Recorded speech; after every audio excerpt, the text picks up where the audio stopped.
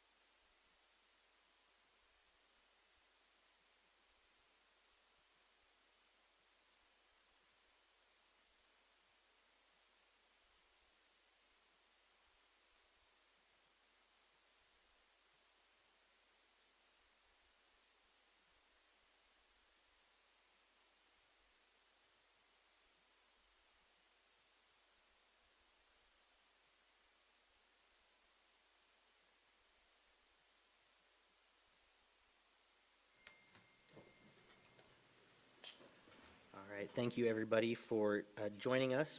We apologize, extremely apologize for being 30 minutes late to our public meeting this evening. Thank you for your patience while we finished up some board business in closed session. I just want to take a moment to welcome everybody this evening. Today is August 4th, 2026, and we're here for the purposes of a Salt Lake City School District Board of Education meeting. I definitely want to make sure that I acknowledge our association presidents who are with us this evening. For Buildings and Grounds, we have Sam Gilchrist. For Child Nutrition, we have President Tanya Slaughter.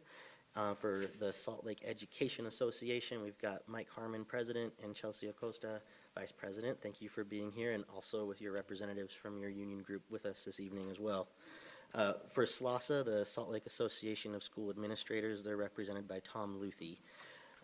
Moving on, we'll go to the Pledge of Allegiance, and I'll go ahead and lead us in the pledge.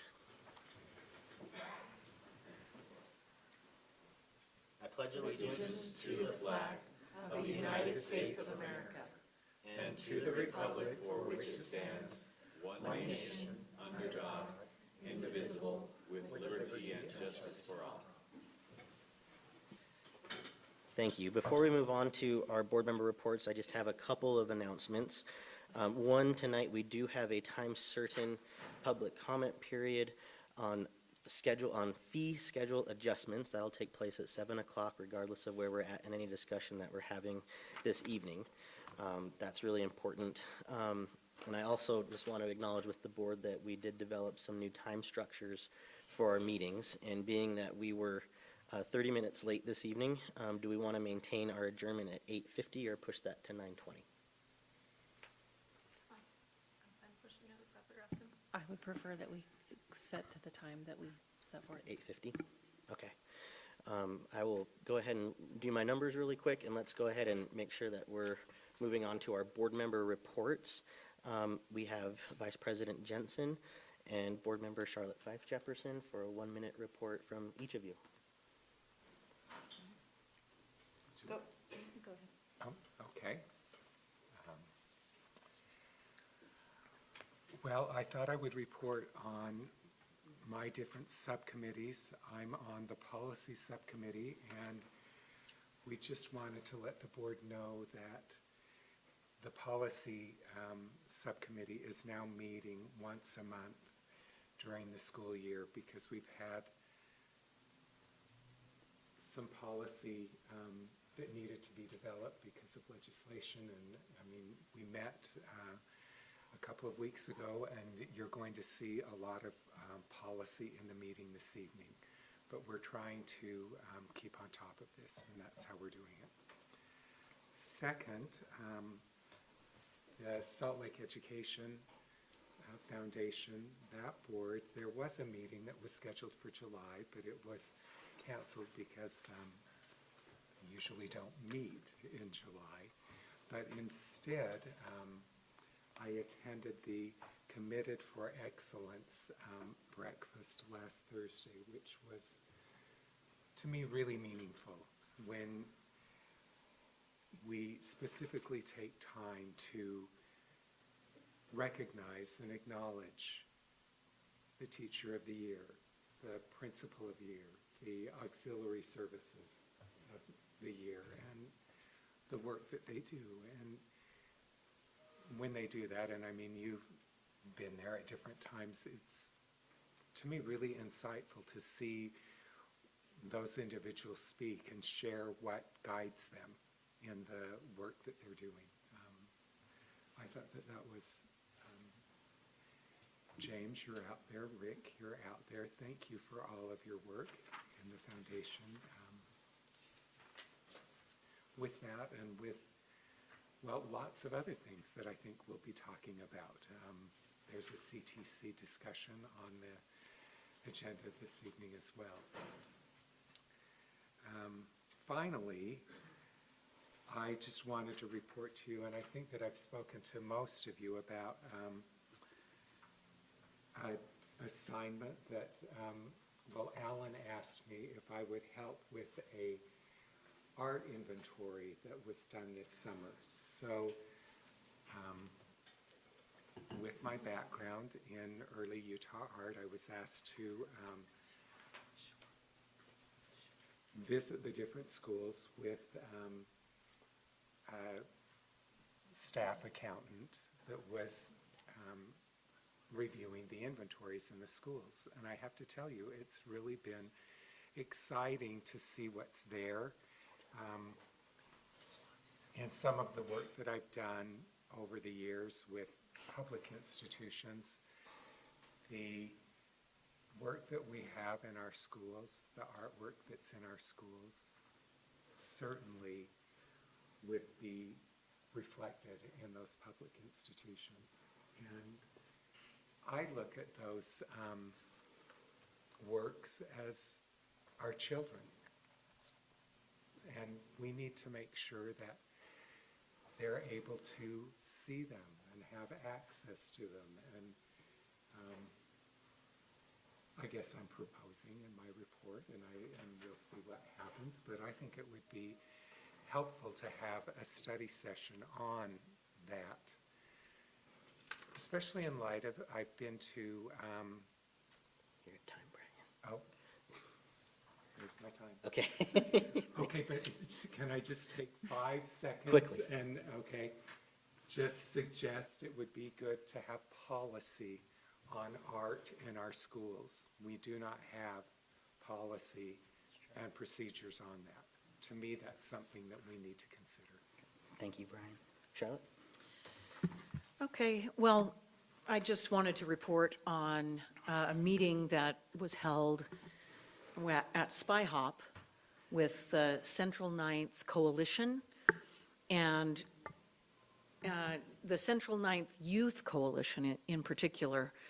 They are a group of students from East High School, but primarily live on the west side, who are working on initiatives to help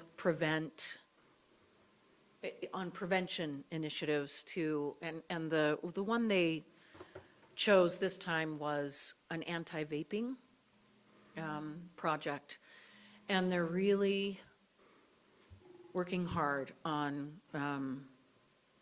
reporting to parents, and they're creating some PSAs, and they are working with a lot of different nonprofits and a lot of different community organizations. So right now, the Central Ninth Youth Coalition, it's a county initiative. It's focused on Glendale, but at this meeting where they convened key leaders, they let everybody know that it's expanding to just be a general all of Salt Lake City. But I really appreciated having a lot of caring people from our district in the room. Dr. Allie Martin and Mindy Holmdahl, the Glendale principal Ashley McKinney, and CLC coordinator Carrie Taddy, and these amazing kids. It's a youth-led organization. So I think, I hope that we can my hope is that our district will become more involved with this. Thanks, Charlotte. All right, we'll move on in our agenda to our consent agenda. We do have a formal request from Board Member Longwell to pull item number 12, I believe, the new board policy B4 Community Advisory Council and Administrative Procedures. I'll entertain a motion with that formal request. Board Member Anderson? I had also made a request. Sorry, I missed that one. I requested that we pull item 1B, Which one was that? CBI Inc. Okay. Okay, is there a motion with that as well? Item 1B. I make a motion to approve the consent agenda with the exception of item 1B, CBI Inc., School Guardians Service, and with the exception of item 12, new board policy before Community Advisory Council and Administrative Procedures, which will be moved to the, Action agenda. thank you, the action agenda. Is there a second? I'll second. Got a motion and a second on the table. Any discussion to the motion? Amanda? I was curious if HR could, looking at the HR services report, we have a lot of hires, which is great. School's right around the corner. If you could quickly address I emailed you about it earlier, but basically what our applicant pool is looking now compared to past years to see how we are doing gearing up for the school year on our staffing needs.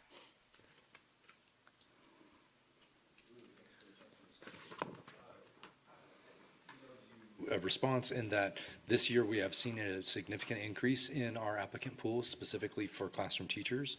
I believe with other districts around us shrinking and having to reduce positions, it's made a significant impact.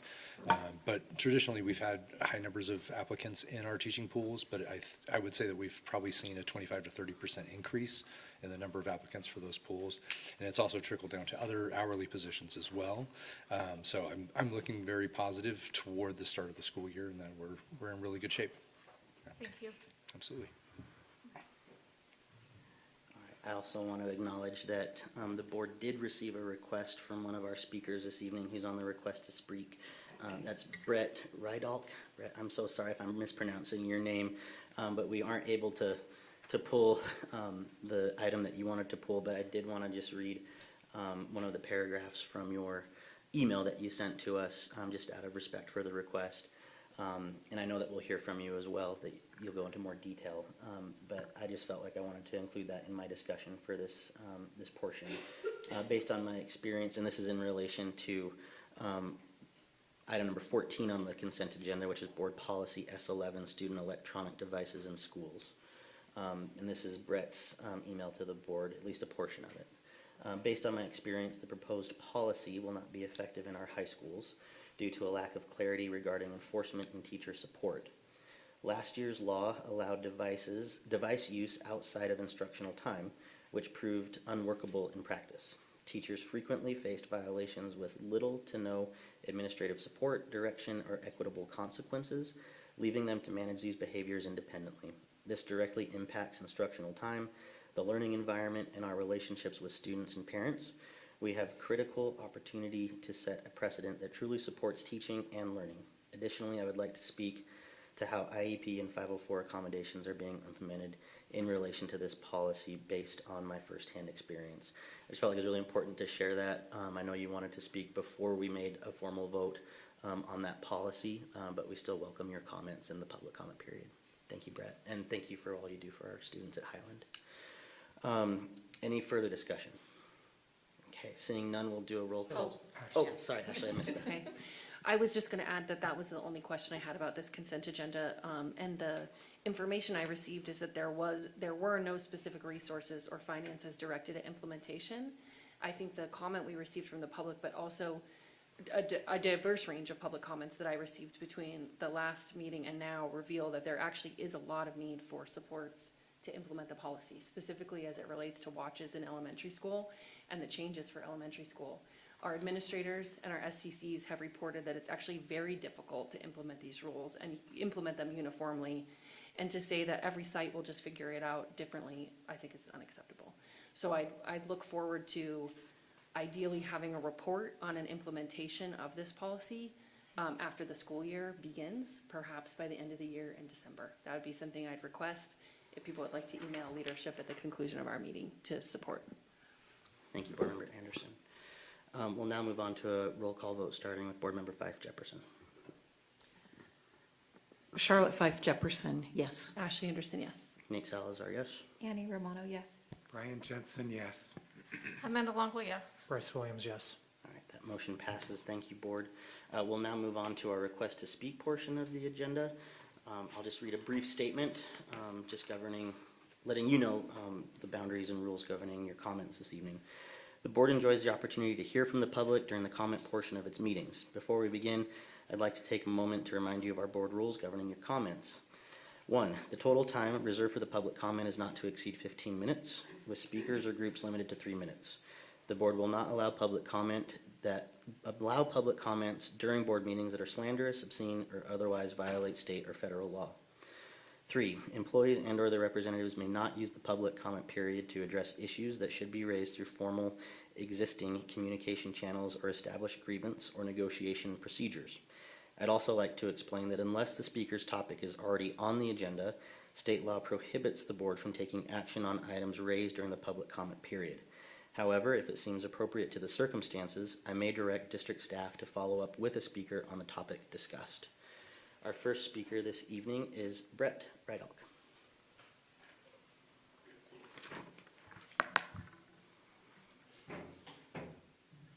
Thank you.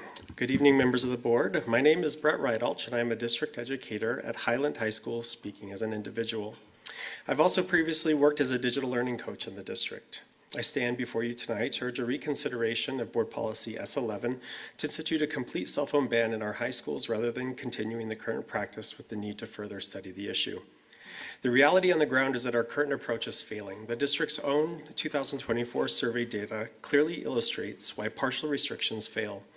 Over 85% of high school students admit to using their phones during class. 54% of high school teachers report having to permit personal use during instruction time. 57% of parents text their children during the school day. Additionally, students reported they use personal devices for non-academic or social purposes at a higher rate than research or assignments. This puts teachers in an unfair and an impossible situation. My doctoral research focused specifically on student-teacher relationships, and the evidence is unequivocal. Positive relationships are the single greatest driver of learning. When teachers are forced to act as phone police, constantly negotiating compliance or confiscating devices, it generates friction, defiance, and classroom management issues. Research demonstrates that removing personal devices directly improves academic performance and student well-being, such as the National Center for Education Statistics show that 73% of school leaders report that cell phones hurt attention spans, and 53% report direct harm to academic performance. A full ban in high schools is also fully supported by the law. I ask the board to please consider the following. First, there is an absence of implementation strategies, enforcement consequences, and clear administrative procedure language for students and families. 2, allowing the status quo results in loss of instructional time, inconsistency within teachers and administrators, decreased student-teacher relationships, and a lack of accountability to compliance. 3, the need to continue to study results is unnecessary because with the future incoming freshmen, they will already be used to that school ban. Data, research, and best practices already exist and continue to be shared. Teachers have already asked last year for support, clarity, and guidelines from their SCT administrators and district leadership without any meaningful change or clarity.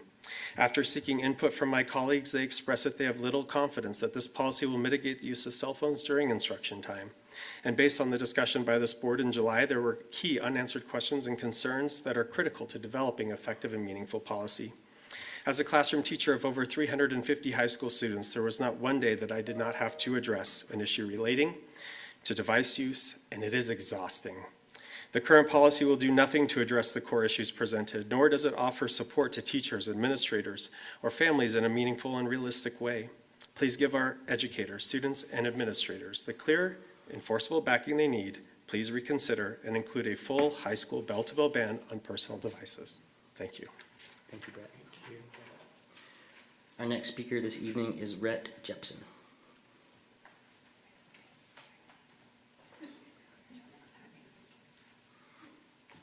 Good evening. Since last August, we have repeatedly attempted to resolve the serious problems created by the Roslyn Heights heat complex. District staff initially listened to our concerns, but ultimately issued a carefully worded denial of responsibility. Beginning in May, multiple neighbors have written directly to the board requesting dialogue, yet have received no reply or acknowledgement whatsoever. Ignoring constituents with a legitimate grievance is unprofessional and unconscionable. Have you been advised by legal counsel not to speak with us? If so, that is deeply troubling. You are our elected representatives and we are your constituents. Unbelievably, the district conducted no impact study before changing the initial design and installing artificial turf adjacent to homes. Mr. Astel's calling this industry standard is just bandwagon thinking. Simply put, the district made a mistake. The architect's own planning minutes acknowledge concerns about heat and toxicity, but these were disregarded. The resulting heat is measurable and extreme, and especially in the hottest summer months when the district doesn't need the facility for its own purposes. Despite our increased watering this year, once again, our garden is shriveling, the leaves on our tree are turning crisp, and our chickens are showing signs of distress. We recently took surface temperatures on the property and in the neighborhood. The artificial turf on the children's playground was 199 degrees. Would you want your children or grandchildren to play there? The lawns at homes immediately adjacent to the complex measured on average 15 degrees hotter than lawns only 2 or 3 homes farther away. The heat island is a real thing. The district denies that the turf causes excessive heat, yet for 5 months it repeatedly used thousands of gallons of water daily to cool the plastic and rubber. Do you see the irony? If the turf does not create a heat problem, why must it be watered? We are seeking a remedy that allows the district to meet its needs without continuing to damage neighboring properties and residents' quality of life. We propose 2 practical solutions. First, remove the ridiculously oversized lights and relocate them to Highland, where field lighting was not included in the initial budget. Second, relocate the artificial turf to Highland and restore natural grass to Roslyn Heights. These steps would address the primary sources of the nuisance, continue to serve district needs, and save more than $1 million in future Highland rebuild costs, which Mr. Astle recently disclosed is already $24 million over estimate. The district created this problem. The board has both the authority and the responsibility to correct it. We are asking you to stop ignoring us, ignoring the neighborhood, engage with us directly, and instruct the district to remove the sources of this nuisance. Thank you, Rhett. Our next speaker is Willow Jepson.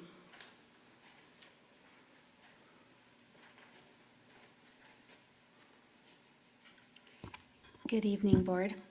The world, as we know, is heating up. Weather extremes are changing all over the world. Salt Lake City set a new record of 109 degrees on July 12th, and as of last Friday, 2026 has already had 16 days of triple digits.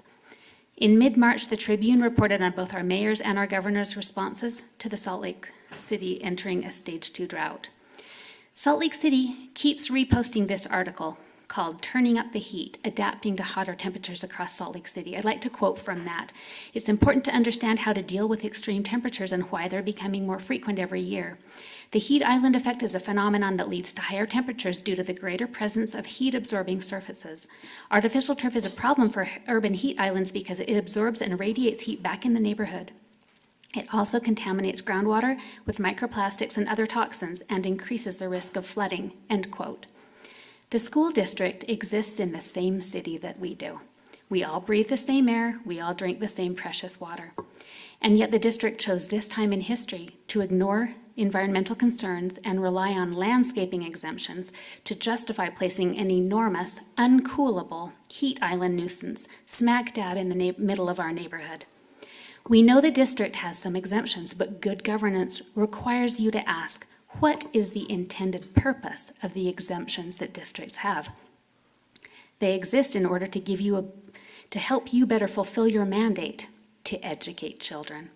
To use those exemptions to rationalize an inconsiderate project to the detriment of members of your community that you serve is an abuse of the power vested in you by that community. Even though apparently the heating nature of artificial turf was a topic of discussion with the architects, the decision was made to go ahead with it anyway. Poll responses warning about the heat and pollution of artificial turf were downplayed instead of being brought to you, the board, so that you could discuss and consider it.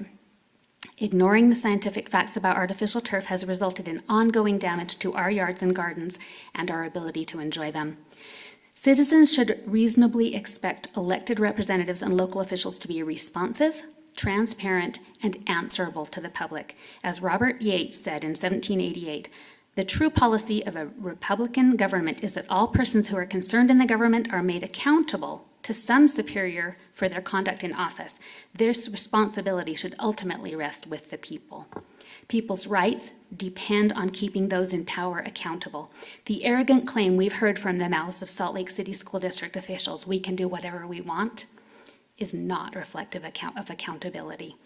The district is not some sovereign entity separate from and above the community that it exists to serve.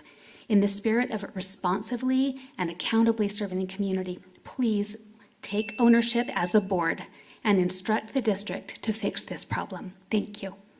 Thank you, Willow. Our next speaker this evening is Soren Simonson, Executive Director, Jordan River Commission and Watershed Council. Soren?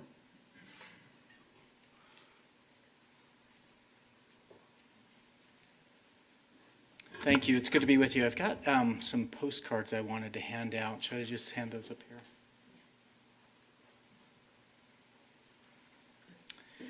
These are some promotional messages from elementary school students at Lehigh Elementary School, and highlight some of the challenges that our urban river area faces. I happen to know board member Fife Jefferson lives very close to the Jordan River and probably vouch that it is often highly polluted because of all of the storm water that conveys everything on our streets through the storm drains to the Jordan River. And it's one of many urban challenges that we face as a community.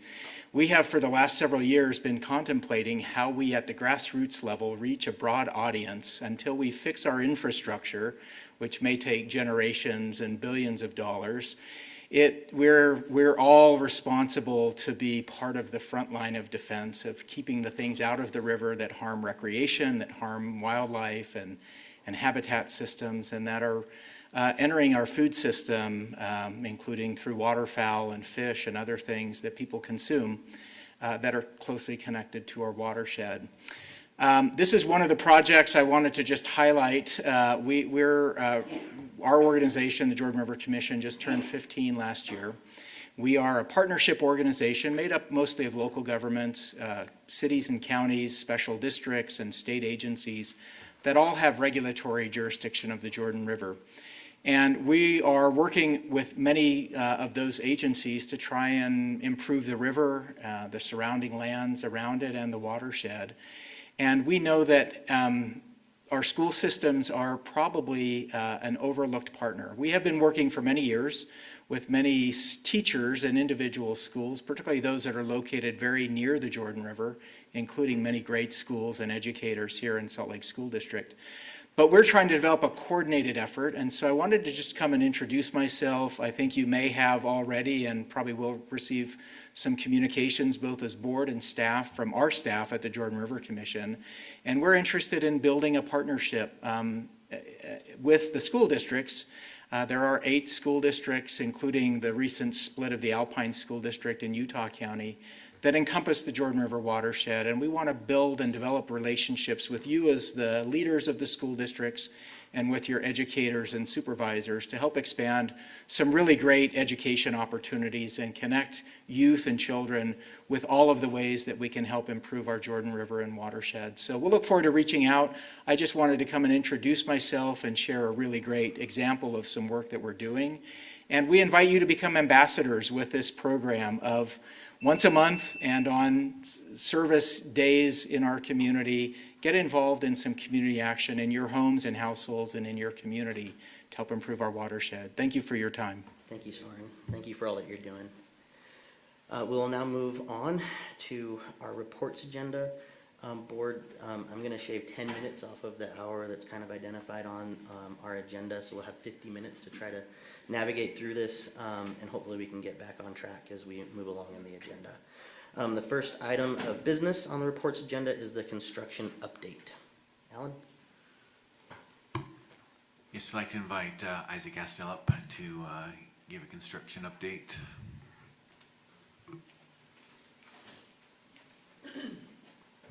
Good evening, board members. Elephant in the room, the bid came in just under 25 million over budget for Highland High School. 2 weeks ago, we met with the contractor and the architect. We identified 8 or 9 areas where we thought some things could be adjusted. And they looked at that while I was gone last week. We met yesterday morning, talked about it again. We're actually closer to, we've reduced to about 8, we've reduced from 25 million to just over 17 million right now. Those, just to be clear on what those things are, it's not quality or program removal in the building. It's things such as different size skylights on the roof. It's using a more standardized tile, not a lesser tile, but just a different size and finish. But it's still a high-quality tile. One of the biggest challenges we had is we were told that we got a preliminary estimate for the ground source heat pumps at the facility. And then when it went out to bid, the time frame to get that done was shortened to ensure we didn't remove the baseball and softball for more than a season, or the baseball for more than a season.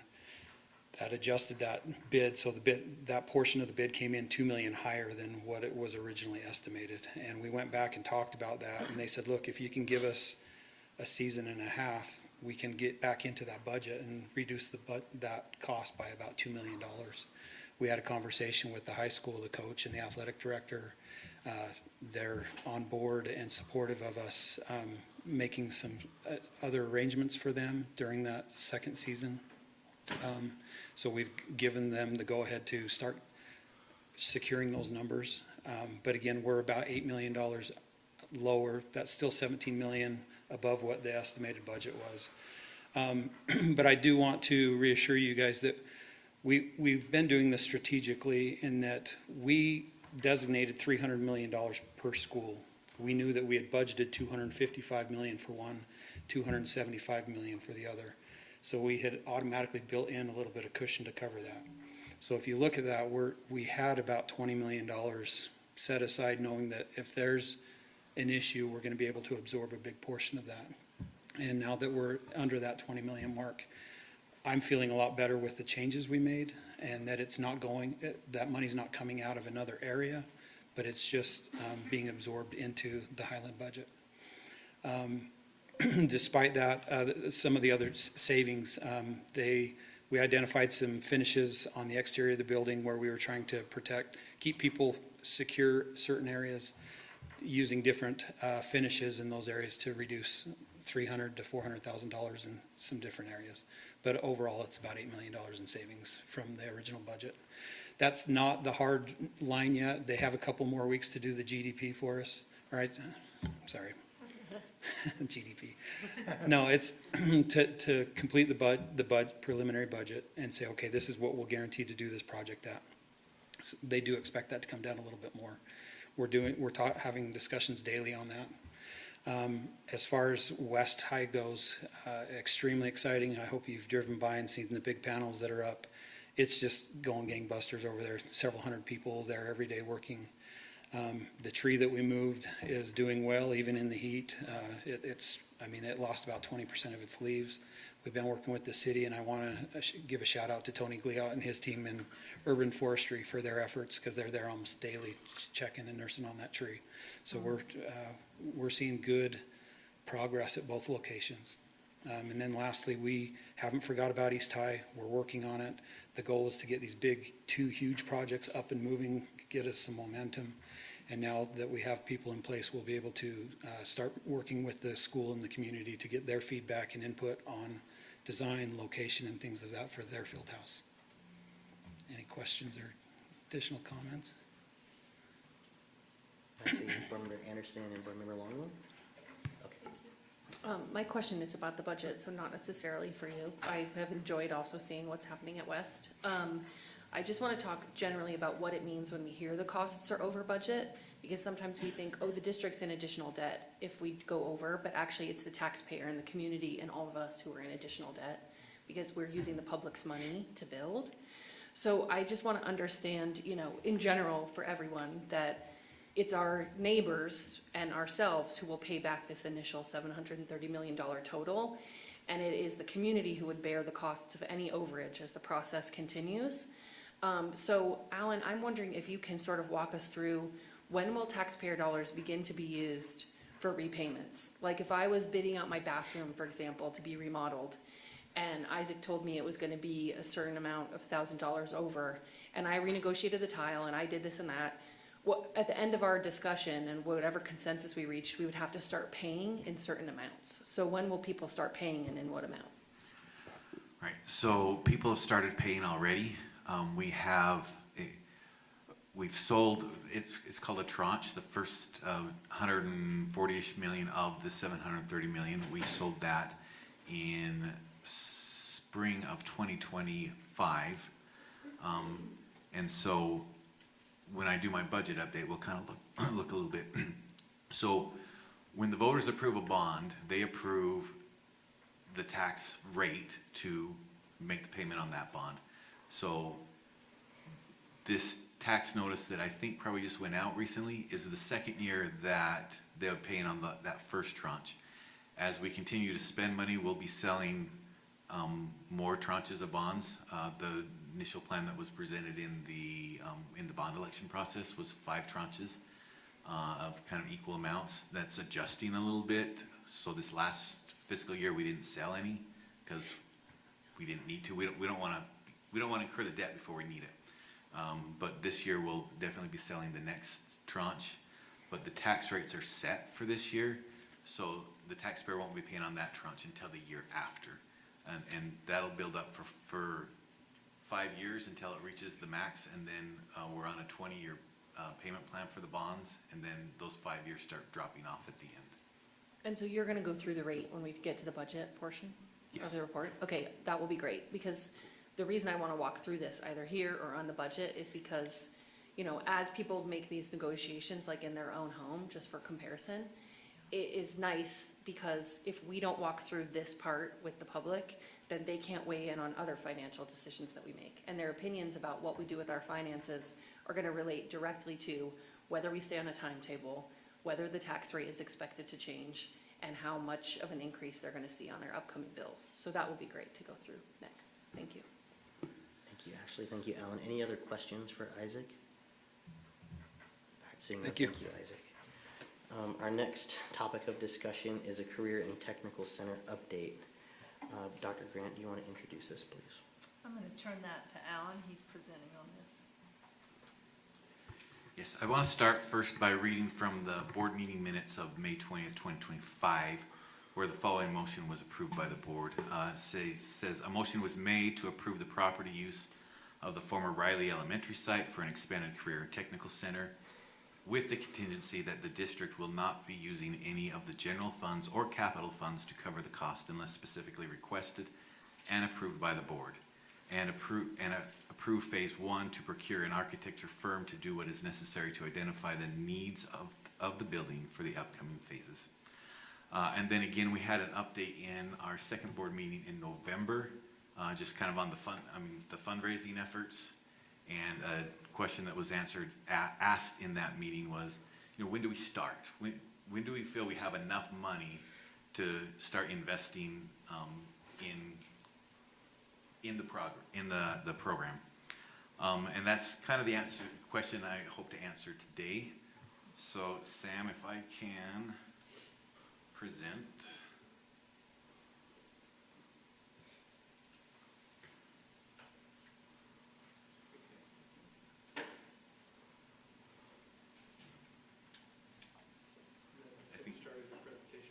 Yeah. Escape out and go back in now.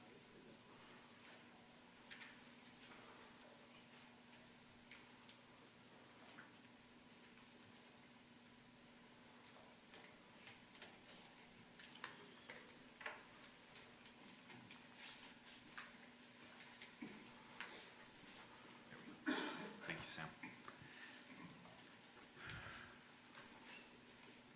All right, so here we're going to talk about the Career Technical Center, otherwise known as CTC, update.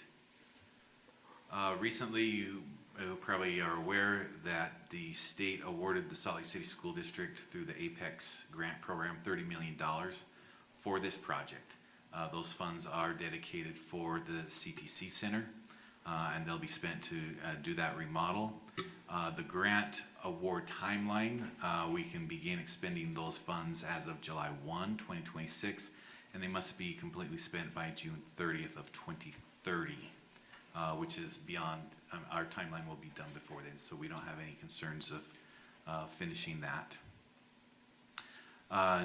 Just pulling something from the Apex application, the following will be the strands that will be housed in the new center. Advanced manufacturing, engineering, aerospace and aviation, arts, entertainment, design, business, finance, entrepreneurship, construction, digital technology and data analytics, education, healthcare and medical pathways, hospitality and tourism, and public safety. So those will be the, what do we call them? Primary strands. Strands that will be housed. So CTE classes are taught at our comprehensive high schools and will continue to be taught at our comprehensive high schools. The center is to kind of funnel the advanced classes into one area where students from around the district can participate in those. Attached to the agenda item was an exhibit created by our architecture firm to kind of show estimates. Again, I want to emphasize these are estimates, as we haven't actually designed they haven't designed the program yet, so they're just using estimates based on square footage and some preliminary work they've done. So they're showing a current estimate of 34.8 million, but then they also add a 3% contingency to construction and a 3% contingency to design, you know, kind of to look for inflation or other things that may happen along the way. And as the design proceeds, we'll have more developed estimates. The Salt Lake Education Foundation has been working on generating or getting donations to help defray the cost, because if you remember from the motion that we won't be using district funds unless we come to the board, and so far we are doing very well, especially with what the foundation has done and this Apex grant. That's just a conceptual drawing of what the center will look like. You've seen this before. Some accomplishments from the foundation: they established a district-wide CTE ad hoc fundraising committee. I think we have a board member, I believe that's Board Member Williams, that sits on that committee. Developed milestones, phrases, and deliverables, a cost assessment for the renovation, launched efforts across the CTE department, school leadership, technology, SLEF, business partners, and government to align strategies and messaging. Secured multiple letters of support. If you read through the application, one of the links was to those letters of support, and I believe there were a lot of them, right? So a lot from industry partners to supporting this project. And to date, the foundation has secured $2.110 million in funding, so that's in addition to the $30 million from the Apex grant. So the campaign from the foundation had a goal of 35 million with the money that we have from the Apex grant and that the foundation has got. They're almost there. You can see from that awesome green little chart. We're almost to the top there. And here I want to this kind of breaks out the numbers compared to what we have, compared to what the estimates we have are. Both, I have two columns, one with the 3% contingencies and one without. So you can see there at the top, we're just looking at the Apex grant, the $30 million. And if we if we include the contingency of 36 million, that's 82% of the estimated cost. Or without the contingency, that's 86%. And then we add in the donations that the foundation has gathered, and then that changes to 88% and 92% of the total estimated cost that we have secured. This last spreadsheet shows estimated budget for the ongoing cost of a CTC center. What we're looking at is, you know, utilities, teacher costs, custodial costs, etc. Just kind of the day-to-day operations. This schedule shows what those costs were for the CTC Center in 2026, what the original budget is for 2027. You can see there's some increases in there because they were sharing a lot of the cost in their current building with Innovations, and with the closing of Innovations, those costs are now fully on the CTC Center, so that's largely the difference between 26 and 27. We show some new FTE that will be required to run those additional strands with an estimated cost. So there you see going from a 2.3 million budget this year to an estimate of 2.8 million in the future with the expanded offerings. As more of these CTE classes are taken, so CTE is funded largely with three different methods. Federal, which is relatively minor with the Perkins grant. Then there's the CTE add-on funds from the state, and then the district by statute has to kick in matching. So the matching is based on the WPU value of the student. So if a student takes 1 out of 8 classes, it is a CTE class, then the matching part is that 1/8 of that student's WPU that we have to put in as a match. And that is my presentation. Do I have any questions?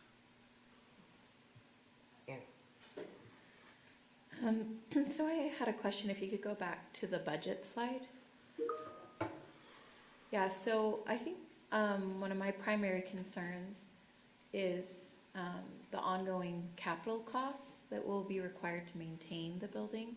So once the building is built, we'll be on the hook for not only its maintenance, but obviously capital expenditures. And we have a lot of buildings that are in need of new boilers and new roofs and different expenditures as they're aging. And we already have a very long list of elementary schools particularly who are waiting for those things, and they have had flooding cafeterias and all sorts of things going on. How are we going to pay for this capital ongoing cost to maintain the building? So you're talking like when it needs a new roof and Yeah. it needs, yeah, so really the same way we've been paying for it since it was built, through our capital levy. As we prioritize the needs of our buildings to make sure that they are safe and secure and maintained, we will add this to our 50-year plan and save money through our capital levy. And so when it needs a new roof, we'll have the funds in our capital fund to replace that roof. But that's not reflected in this budget. No, this is an operating budget, so the operating budget of the CTC Center, so excludes capital cost of the building. Okay, my concern is, in addition to the operating expenses, which is kind of basically split 50-50 between the district and the state with the matching funds. So, hypothetically, the new center will be paying, let's say, 1.5 million a year in that operational. But before Riley was closed in like 2022, it required 272,000 in capital expenditure repairs. So I'm concerned that with our decreasing enrollment and our $17 million deficit, that to add another building that will have ongoing maintenance and expenditures will be taxing and not fiscally responsible. So I'm just concerned that we're going to be tapping into the general fund a lot more than, and the capital fund a lot more than anticipated, because this remodel is like a facelift. It's not going to get new plumbing systems, new electrical systems, new HVACs. Those are all from the year 2000. So just like all the other schools, they're gonna have to be replaced and fixed and serviced. So that's just one concern I wanted to bring up. Thank you, Annie. Any other questions or comments? Bryce? Yeah, I actually have a statement I'd like to read to the board after I say a couple of things. The first being, I just want to express my gratitude to James and all the folks that are working on the fundraising efforts. I know there were hundreds of hours that probably went into securing that $30 million grant, so thank you everyone for that. However, I do feel like we need to pump the brakes temporarily on this project for a number of reasons that I'll state in the document or the statement that I created. Because I've been thinking about this for quite a bit and took a while to put this together, so I'm just going to read it. So the Board of Education has a responsibility to ensure that every major capital investment is financially sustainable, strategically planned, and aligned with the district's long-range priorities. It's not only our responsibility, it's our duty to the taxpayers who elected us as their representative. The proposed CTC raises significant concerns. While the district has secured grant funding for construction, a construction grant is not a long-term funding strategy. Before moving forward, the board has to require a comprehensive plan identifying how the program will be operated, staffed, maintained, and sustained financially for years to come. Without the plan, the district risks creating an ongoing financial obligation without a dedicated source of revenue. Equally concerning is that this project was not included in the district's adopted long-range capital plan. The board has previously indicated that such a project would require fundraising rather than reliance on future taxpayer funding.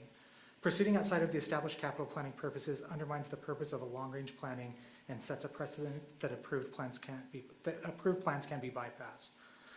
As a reminder, the district has also recently undertaken a $730 million bond commitment to rebuild 2 high schools, creating a substantial long-term financial obligation that taxpayers will be repaying for decades. Given that commitment, proposing or implying that additional tax increases may be necessary for this project should not be considered until the district has demonstrated meaningful efforts to prioritize existing resources, reduce expenditures where appropriate, and maximize operational efficiencies. The board's fiduciary duty extends beyond approving new initiative, includes asking difficult questions, insisting on transparent financial analysis, and ensuring that today's decisions do not become tomorrow's unfunded liabilities. Again, I appreciate the efforts of the district staff to work on securing the grant funding and cannot imagine the time and labor that went into this, but we have to pump the brakes. The board should pause this project until the administration presents the following: a comprehensive long-term operational financial sustainability plan, a funding strategy that does not rely on future tax increases, an explanation of why the project is proceeding despite not being included in the adopted long-range capital plan, and a clear analysis of the project's impact on existing district programs and future capital priorities. Again, I am supportive of the CTC eventually coming on board, but I think there's a lot we need to figure out. And then just as a reminder to my fellow board members, good governance requires fiscal discipline, strategic planning, and accountability. The board should insist that these standards are met before allowing this project to move forward. And thank you for your consideration. Thank you, Bryce. I have Amanda and then Ashley.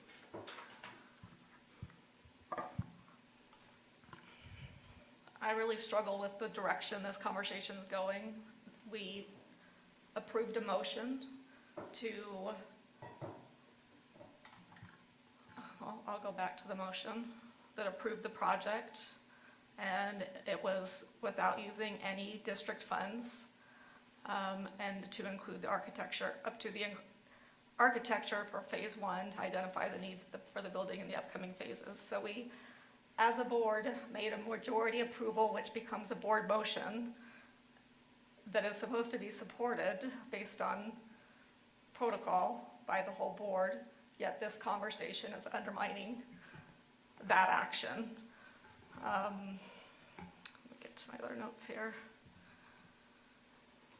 I'm grateful that it's been pointed out, all of the hard work that's been done by SLEF and others, because I can't imagine the amount of effort that has been put in when we approved this motion to make this happen. So this conversation is undermining that very dedicated and hard work going forward.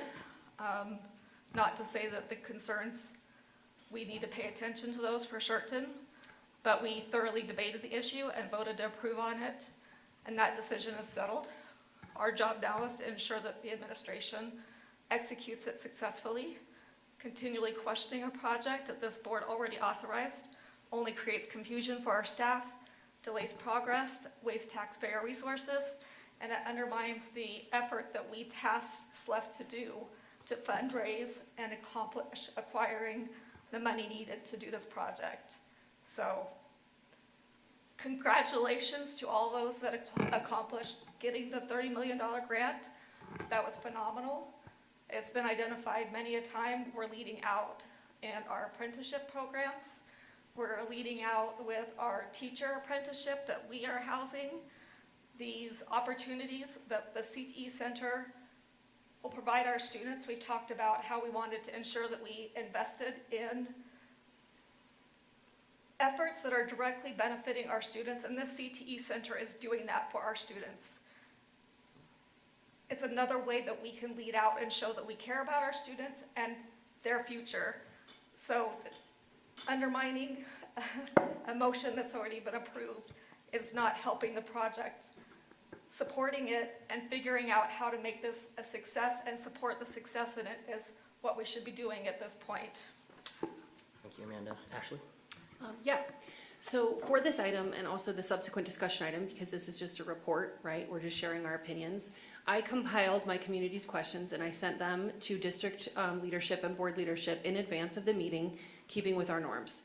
The questions I asked ranged from immediate construction costs questions about material escalation and inflation, to responses to enrollment decline, to long-term costs that were already requested by 2 board members via email in April 2026, 4 months ago. I also asked questions on behalf of the elementary SCCs and high school CTE faculty and students in my precinct, and made an additional request of whether we've surveyed students about transportation impacts, namely that the proposed center will double the daily commutes from Glendale to East High. Unfortunately, our business administrator indicated via email that it would not be possible to provide answers to my questions during the meeting. I find this concerning because if we can't identify and sustain the long-term operational costs of a CTEC, I believe it needs further study. This would be the equivalent of asking the board to invest in developing a suburb without first identifying the costs of installing a fire station or a water treatment plant that residents would need every day. To extend the metaphor to the vote we made, we voted not to use district funds without coming back to the board. If it came back to us later in developing our suburb that we had to fund the fire station, it would violate the board motion because the project should be sustainable without district funds, yet we all know the board would have to step in and close the gap or risk wildfires. So I would ask that the board not move forward with further action on this item until answers to my questions, their peer, can be supplied. And also that we can respond meaningfully to 2 additional board member requests for long-term operational budgets with additional details sufficient with assessing the impact of this potential renovation on our comprehensive high schools and surrounding communities. Because I was already told via email that my questions cannot be answered, I will not belabor asking them to hear a non-answer in the report or the item. But I would hope they can be answered in a second reading of this item later in the fall, in keeping with our board norm of 3 readings, and in favor of acting today on the discussion agenda, so I can do my job as a board member and represent Precinct 3 as I'm required to do by statute. To that end, I'll go ahead and I'll distribute the questions I asked to the board so they may be attached to the minutes and considered for a reply. Thank you, Ashley. And I'm going to stop discussion. It is 7 o'clock. We do have a time certain public comment on fee schedule adjustments. If there's anybody here to speak to the fee schedule adjustments, this is your time to do so. The same rules that govern your public comments at the beginning of the meeting and the request to speak apply here. You'll have 3 minutes to speak. So I appreciate if anybody is here to do so to please step up now.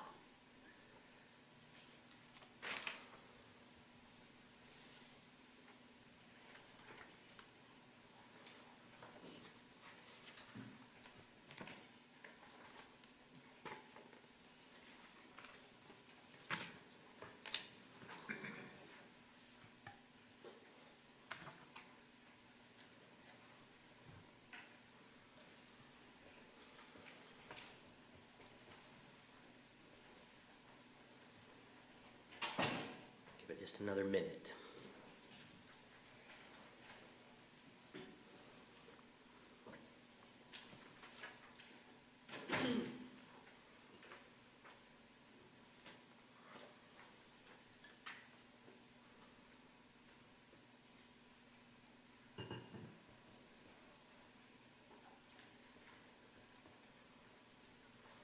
This will be the last call if there's anybody here to speak to the fee schedule adjustments.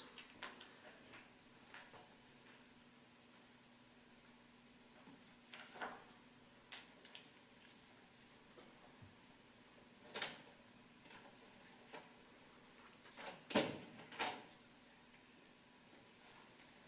right, we will go ahead and end that public comment period. Board, we have 22 minutes and 16 seconds to get through the rest of our reports agenda.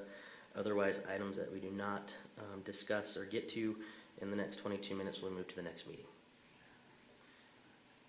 Let me make sure that, is there anybody in round, Annie, we have to do round 2? Anybody else in round 1? Brian and Charlotte. Charlotte, okay. I just wanted to speak as the Precinct 2 board member where this CT center would be built. I know we have a fiscal responsibility, but I also have a strong belief in our SLEF Foundation and the people that are working on that committee to raise the funds for the building of this. And then, yes, we will have to make some adjustments. I know that we're looking at school closures in the future because of, not because of the CTC Center, because of declining enrollment and right-sizing our schools.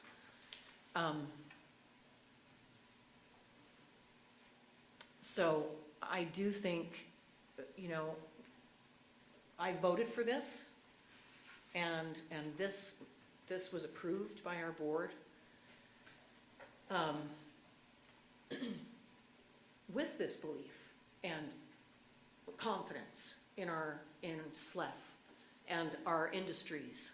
We have so many industries in our community and on the west side in my precinct that would support this. And this is a huge game changer. And I've been looking at the statistics about how a modern CT center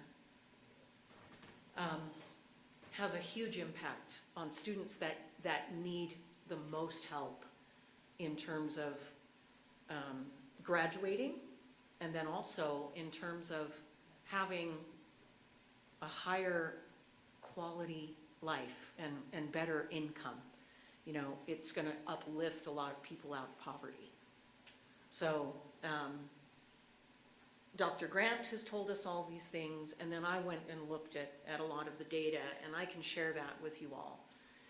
But this is a really big game changer and a very important thing that we're leading out on. Now, yes, I do think we need to know long-term operating costs, you know, as I know these would be estimates, but that's important. But I just want to state my huge support for this project. Thank you, Charlotte. Brian? Thank you, Charlotte. I think all of the board members have acknowledged that it has been an incredible effort by SLEF and district employees to obtain this APEX grant.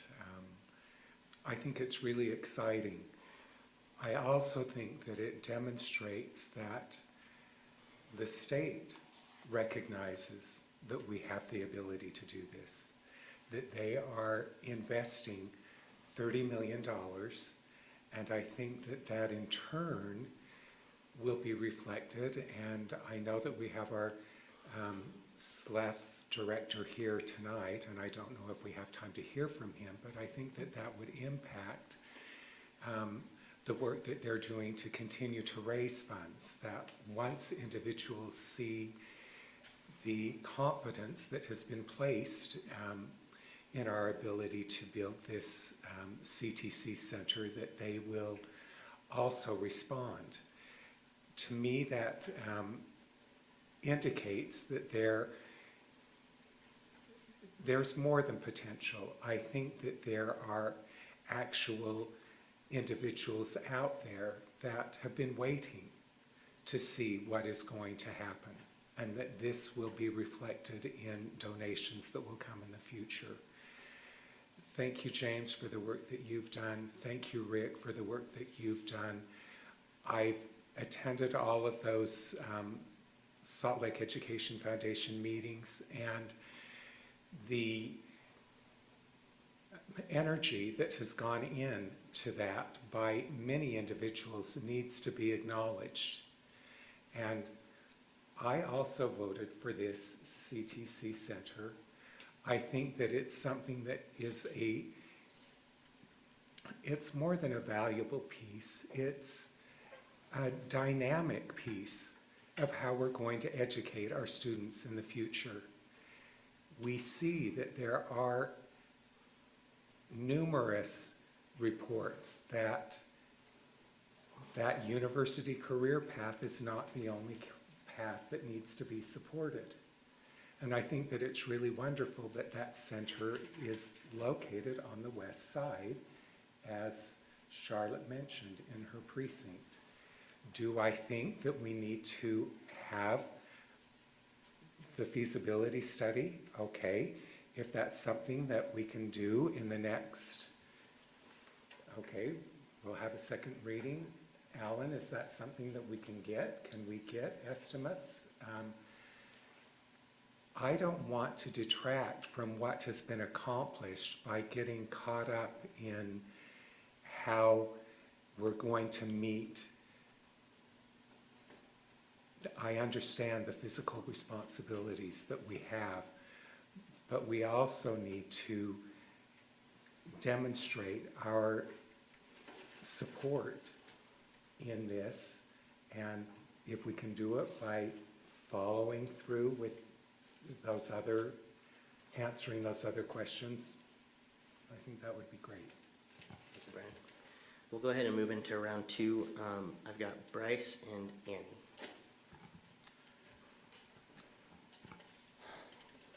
So I'm pretty disappointed that I feel like I'm being villainized in the points that I'm trying to bring up. I'm not disputing building a CTC. I'm actually a very strong proponent of CTE.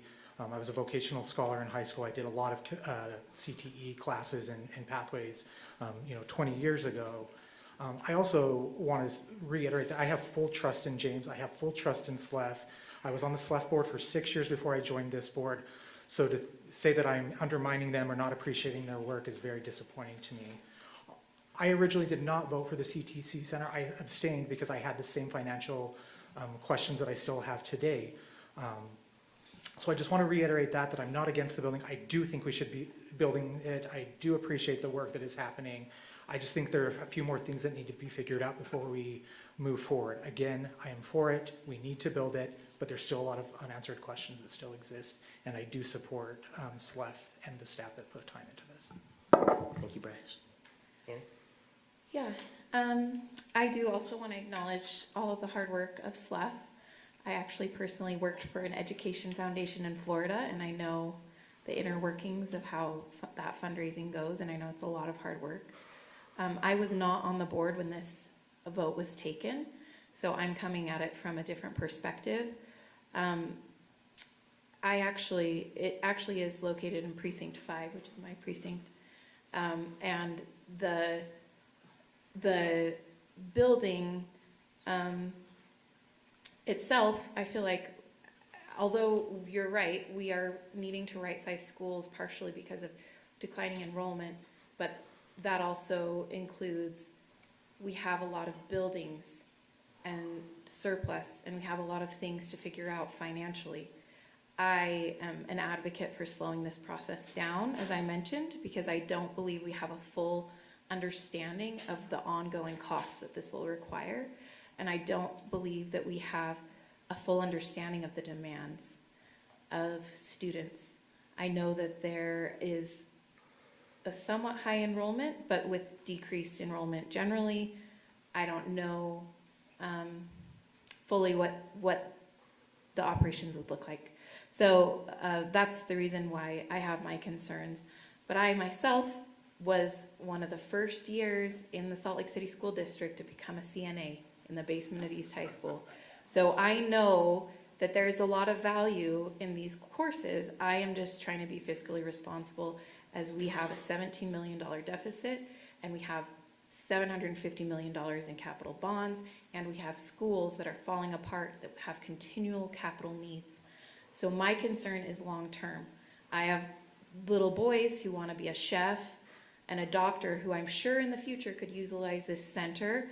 I'm not trying to disparage, and I'm also not going back on the motion, because the motion did state that unless specifically requested to have more general funds and capital funds used, for this center to function beyond day one of its construction, it will require capital funds and general funds.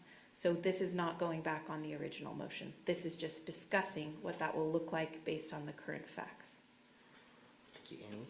Are there any other comments in the second round on this topic? Charlotte? I just wanted to say that I stand corrected.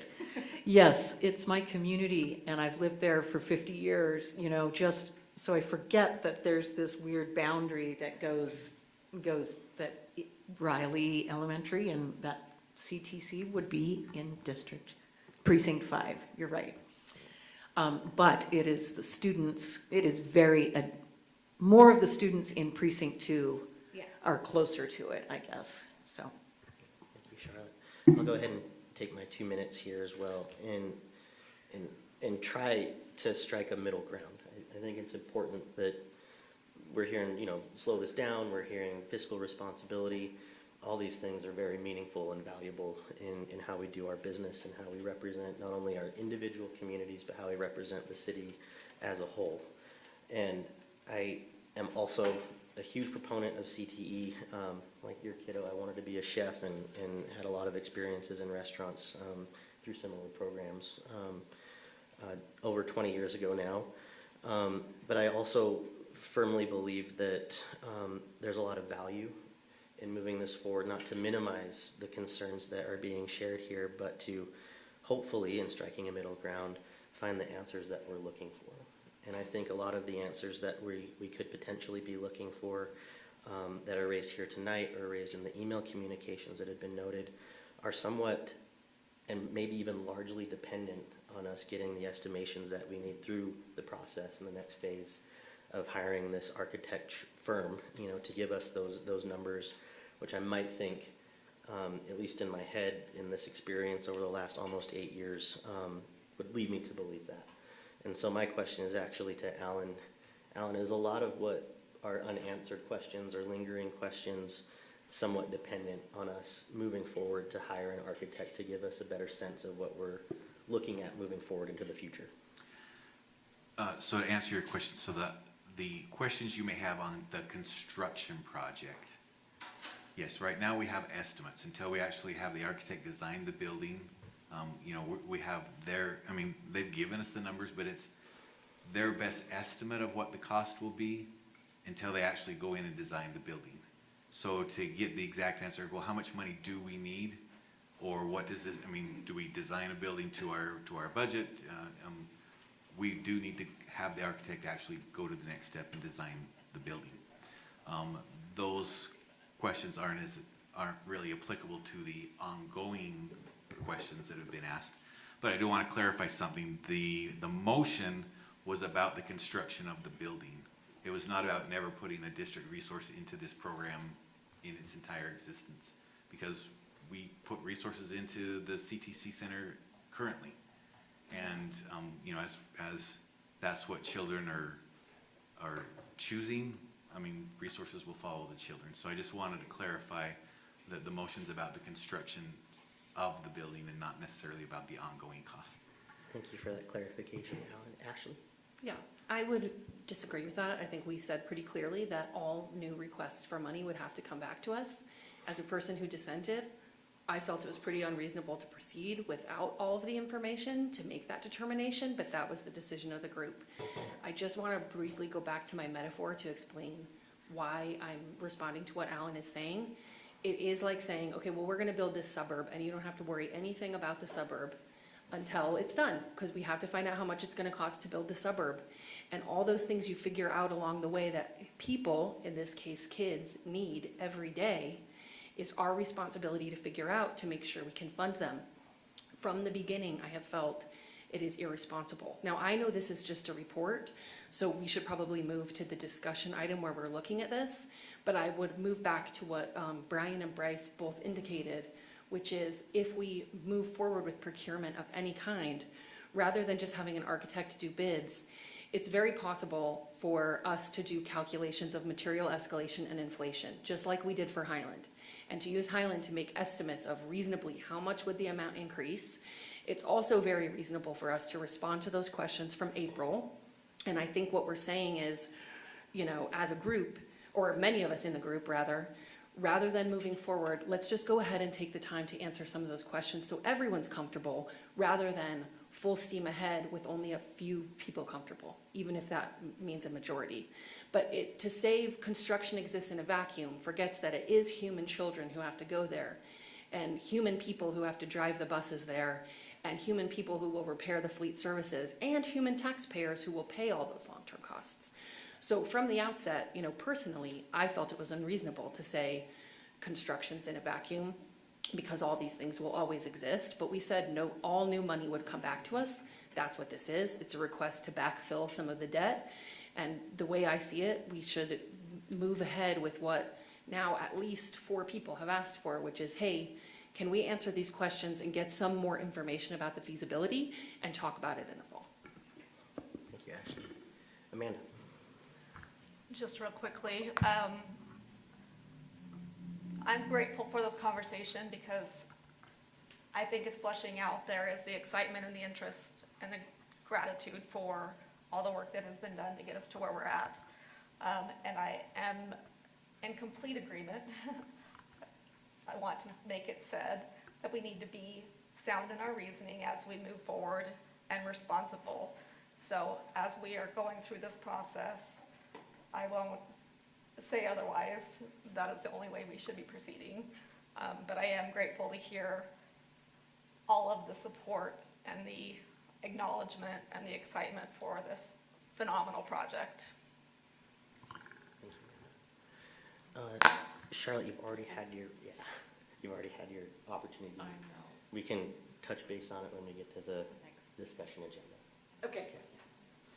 Let's go ahead and move on. Board, we have just under 5 minutes for our budget report. Alan?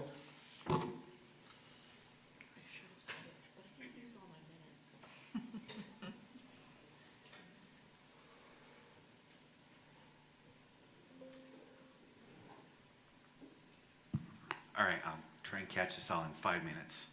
We may leave some stuff out and leave some, give you hints of what may be coming in the future.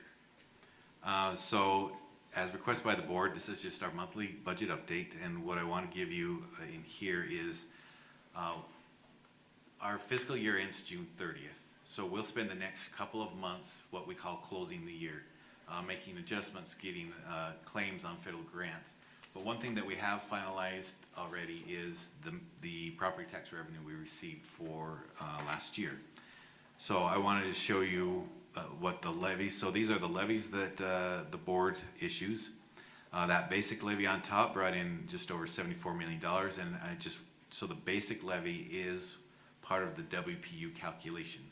So between the basic levy and then income tax, that's how the state funds the WPU values. Then we have both the voted and board local levies. Those are levies that are controlled by the board. So if the board needs additional resources to do a particular project, those are the 2 levies that the board looks to increase. There we have to kind of circle back to that previous conversation, the GO bond payments, GO meaning general obligation bonds.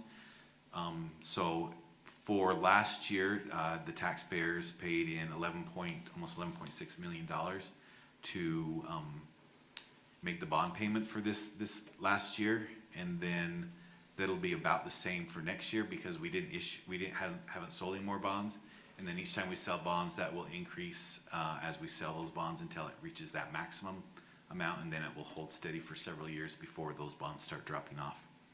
And then we have our capital local levy, which is also controlled by the board. So as we have capital needs, the board has the ability to raise that levy as well to generate additional funds. I just want to kind of throw in, so using our October 1 count, we don't have our year-end ADM numbers yet. I know Sam's, I'm sure, diligently working on them.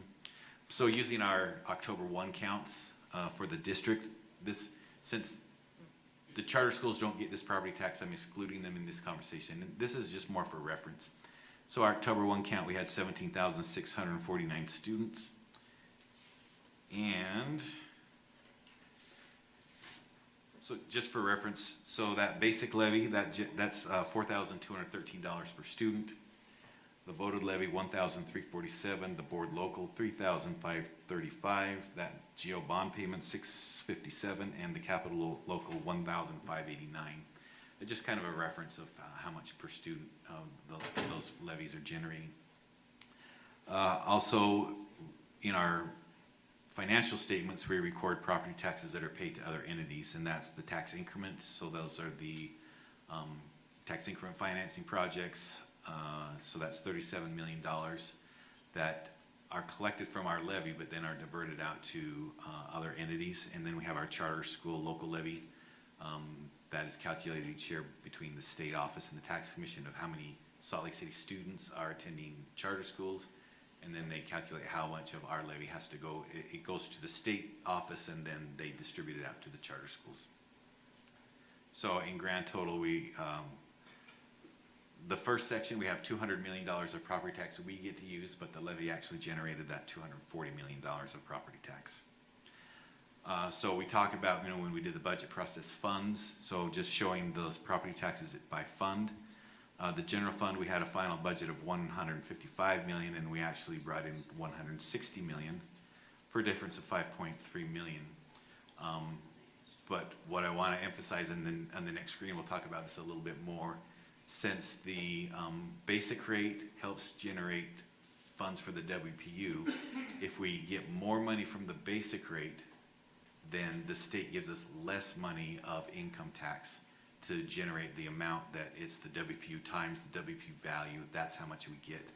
So even though we're showing $5.3 million, a good chunk of that was the basic rate, and that will be offset by a decrease in state funding. The capital fund, we had a budget of 26.9, we brought in 28, so just a little over $1 million extra. And debt service, the budget was 10.8, final revenue was 11.6 almost, so a difference of 762.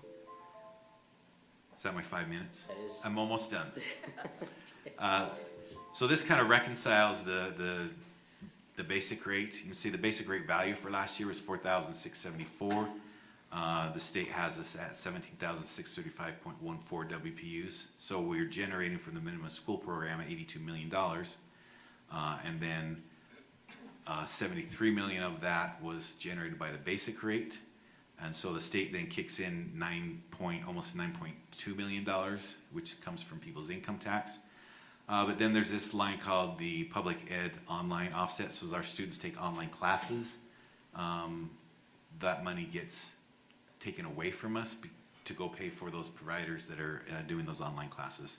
So our total minimum school was 7.3 million. We had budgeted 11.7 million, so a difference of 4.3 million. If you remember, we're a difference to the plus in the general fund of 5-point-something million. So we're still to the positive from our budget, but not as much as it appears on that first slide. And I do want to point out in the consent agenda is a budget report. You might wonder, what does pre-final mean? Because it's either final or it's not final. So this is everything as of when the report was run through June 30th, and then we'll give a final report when the auditors are done, when we're done doing our year-end entries. But I want you to, not during this meeting, but look at this because it kind of gives you a pretty good idea of where we ended the year. And I just want to point out, so revenues, local revenues are pretty much set. State revenues, there's some claims we need to bring in from the state. And federal revenues, there's a lot of claims we still need to bring in, Title I, special ed.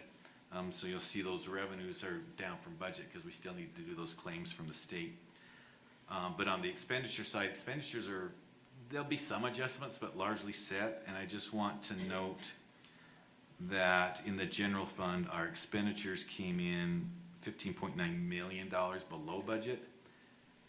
Now, over the next couple months, I'm going to analyze where was that, which line items, some of it was temporary because, we planned this expenditure and it didn't happen in that year, so it got deferred to the next year. And some of them may be ongoing, permanent, which we can look at as our cost savings. Alan, I gave you a couple of extra minutes. So we'll be discussing that more in the future. Yes, we will. We will now move on to our discussion agenda. Again, board, I'm going to limit this to 50 minutes. That should get us just right to about 8:15, 8:16, and on track with the rest of our meeting agenda with us being late. And so our first item, wouldn't you know it, is Career and Technical Center Architect and CM/GC. Dr. Grant, are you starting this or is Alan? Alan is. Okay. Alan, floor is yours again. All right, so as listed in the memo, there's no PowerPoint or attachments or discussion points. The next step in the project is to get a PO and final contract for the architect so they can actually design the building, determine what the actual needs are and actual costs. So what this request is to get board direction to put a purchase order for the architect for that building on the consent agenda for the next board meeting. Any discussion, questions?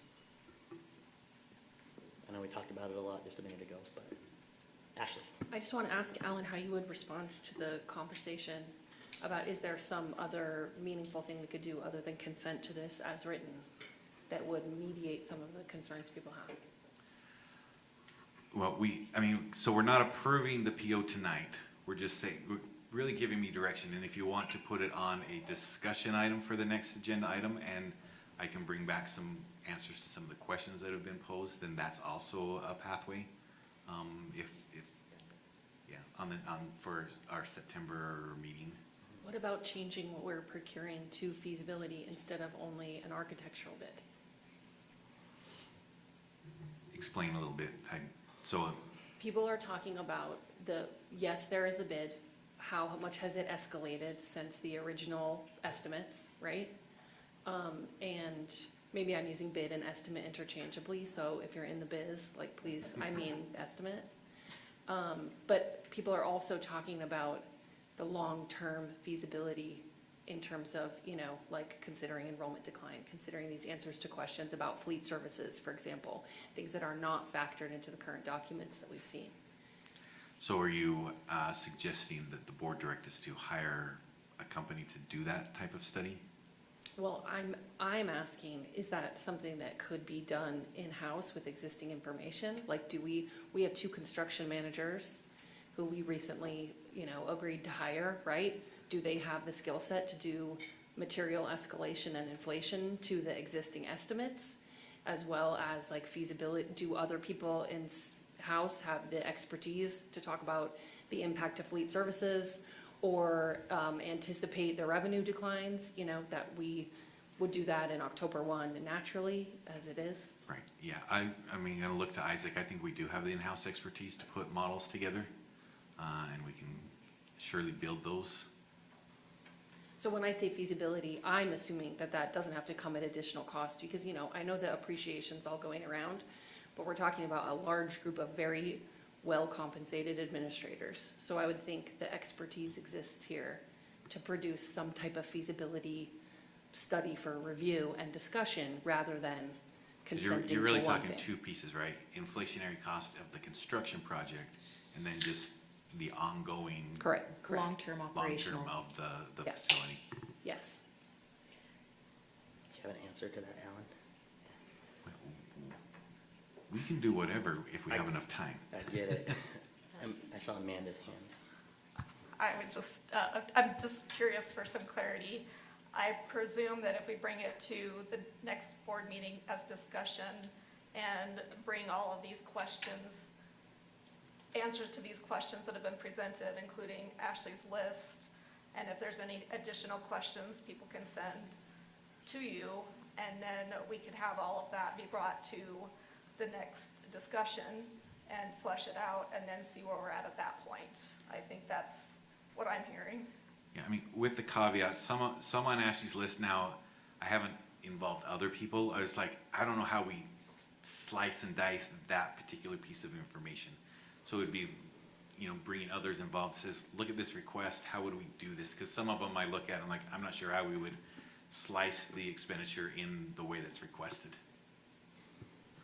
Can we just provide an operating budget of what it would take long-term? There's just no question in my mind that the CTE center that we have right now, we fund as an ongoing school in our system. What we're asking for is to expand it. It will cost more to expand it. So there's no question that the operating costs will be greater.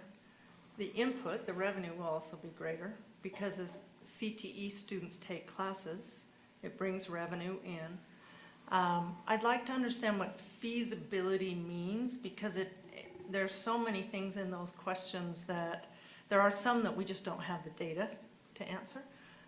In talking to people just briefly, there are also others that we need to, it would take hours to do, and what I would prefer is a study that presents to you the most likely operating budget perhaps for the next 10 years. I don't even know what time frame we're thinking of on this, but it will be larger. It's going to serve more students.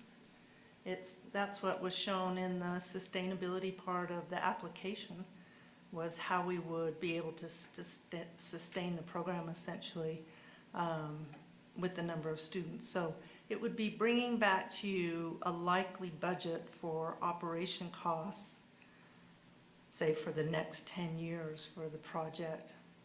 Does that sound appropriate? Are you asking me?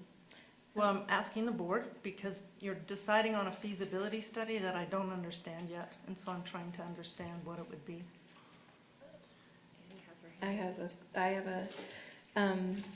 I guess the operating budget is one thing, but I think ongoing capital expenditures is not currently in the operations Okay. category, so that would need to be added, I believe, because that's a huge portion. The maintenance of Yeah, upkeep of the like the building over maintenance, time. the capital expenditure maintenance, not the day-to-day maintenance. And then, just a few, ongoing questions about transportation, I think has been a big thing. Feasibly, I don't know if this would be a discussion with like Tiffany and the master schedule people, but like, for example, for East High students, pretend there's someone from Charlotte's precinct who's in East. They take a bus that takes 40 minutes to get to East High School, and they take maybe a class that they really want to take, maybe an AP class. This is only offered first period, but then they want to take a CTE welding class that's only offered third period. So they go back down to where they were, but they're on the football team, and so then they're going to need to go back to East High to practice football. So the feasibility of student transportation going back and forth, particularly from East, since East is the farthest away from the CTC Center, but also is supposed to be serving the Glendale students, which are East students. So I think there are some questions about logistics that would be part of that feasibility study that may not necessarily be a budget question, but is also just like, how is this gonna work? Like, also, what if a kid is there during a lunch time, because lunch is between second and third, but they have to take the bus, so they miss lunch, but they are a free and reduced lunch kid. Where are they getting lunch from? Are they getting it from the CTC Center? And if so, is that factored into our expenses? How does those things work? That's my questions, the logistical. That is already done because we have a CTC Center on State Street. And we're adding 5 minutes to the East High commute, that way to take them to a Glendale place, but we could do some of that.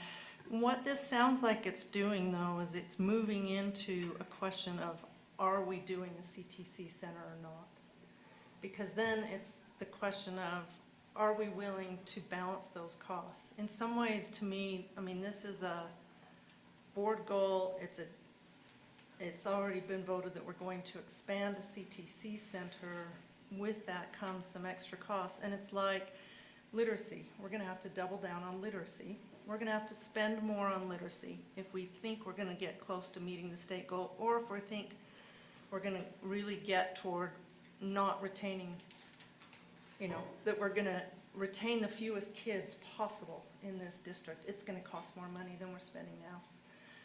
So to do that, we have to make a decision. Are we going to add more money to the pie in order to cover that cost, or are we going to reallocate funds to make this happen? So both those options are open to the board to make this. But the questions about logistics and things, we've already mostly solved them because we run this program already. And it's not that far, much further. And from our understanding, it's 5 minutes more for the East High commute, and it's a challenge. Luckily, those students in Glendale will have a first and fourth period that they could start or end the day in their neighborhood. So there may be some trade-offs with that as well. But I want to be clear about, because to call it a feasibility study calls into question of whether or not we're doing a center, rather than a clear sense for the board to look at what is the additional cost it's going to take to expand the CTC. Yeah, and I guess in response to that, I'm just saying that the vote was made also with the contingency that the board would be voting to continually adding funds. And with our financial situation as it is, it stands to reason that it is important to say, can we sustain this long-term? While other buildings that are the basic education needs, speaking of literacy, like elementary school students who are having flooded buildings all the time, like I would like to address those needs first. So I do think, yeah, some of the logistics maybe have been somewhat figured out, but SLIC is a different campus, and the costs for that SLIC campus are much lower because the lease and the shared costs with SLIC.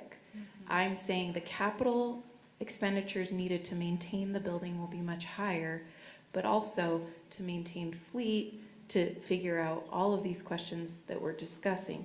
So I'm just adding, sure, we could do an operational budget that's 10 years, but I also think we need to do a capital budget and put that into our 50-year capital budget cost plan, because we already have this long list of things that need to be done in existing buildings.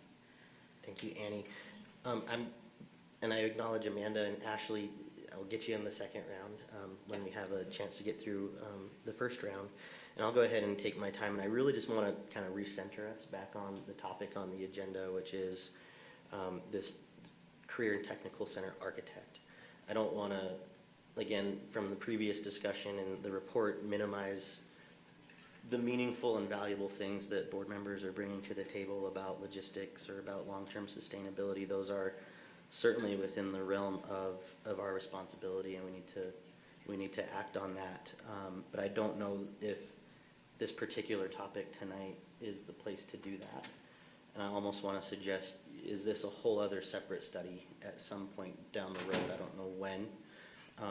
But I really do believe also, just based on some of the comments from the previous report, earlier in the report's agenda section, that I also believe that we have I believe we have fidelity to what the motion was from May, which is to move forward with an architect. We kind of put the pause on that back in May up until now, until we secured some more funds. And so I just want to recenter us back to what the agenda is, what we've agreed upon to discuss tonight, which is this architect, and whether And the construction manager. And the construction manager, and just, I don't want to say that everything that you all are bringing to the table is very, very important. But I also believe that we have that fidelity to our agenda and to the previous motion that we made in May. And so if we can recenter the conversation back to, more closely back to this architect, the construction manager moving forward, that would be really important. And I know, James, you had some comments that you wanted to make as well. You're welcome to, James.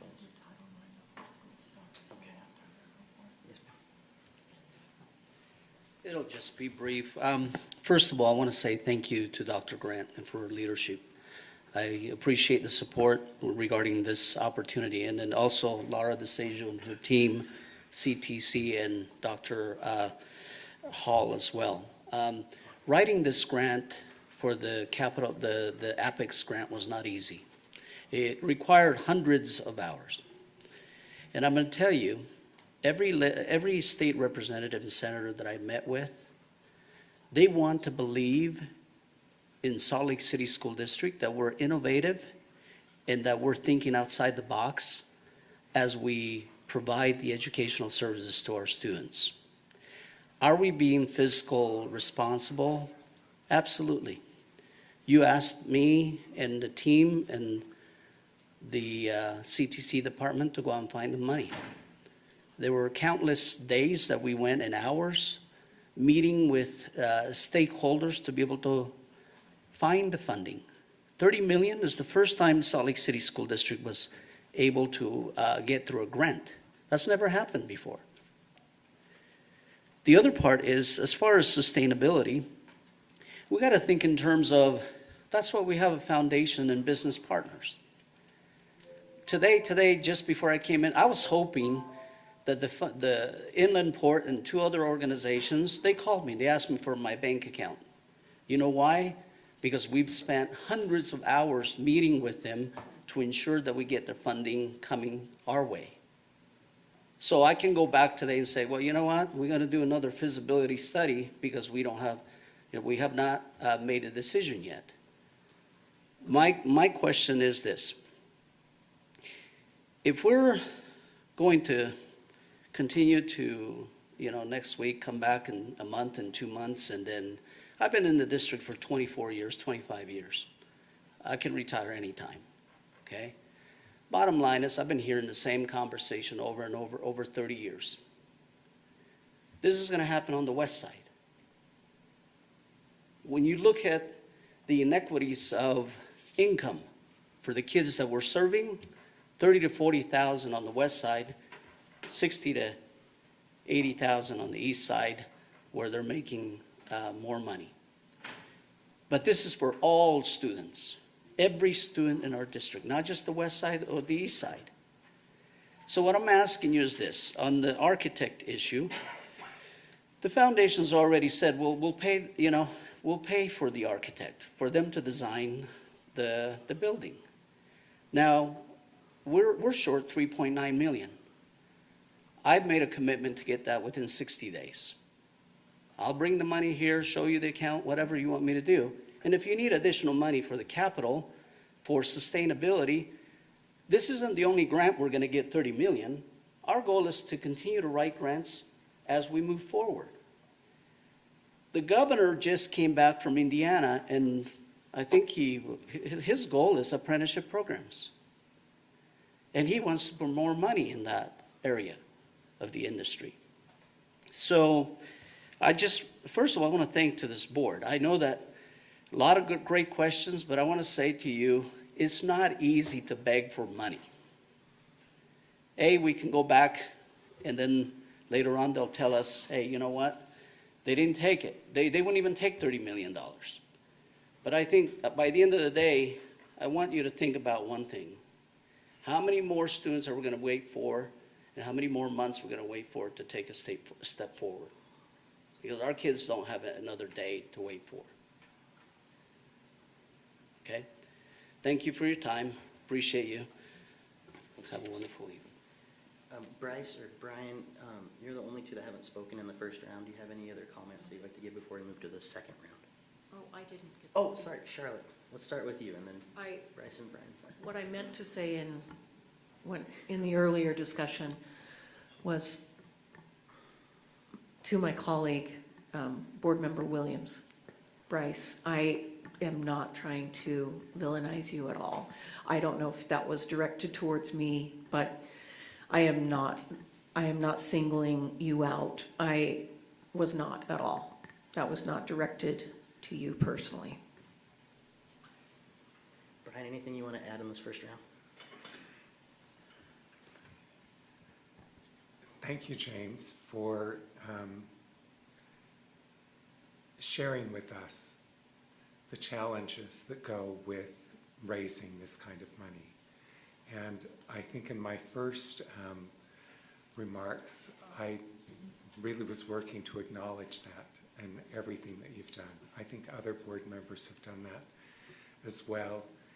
But I think that you raise a really significant question.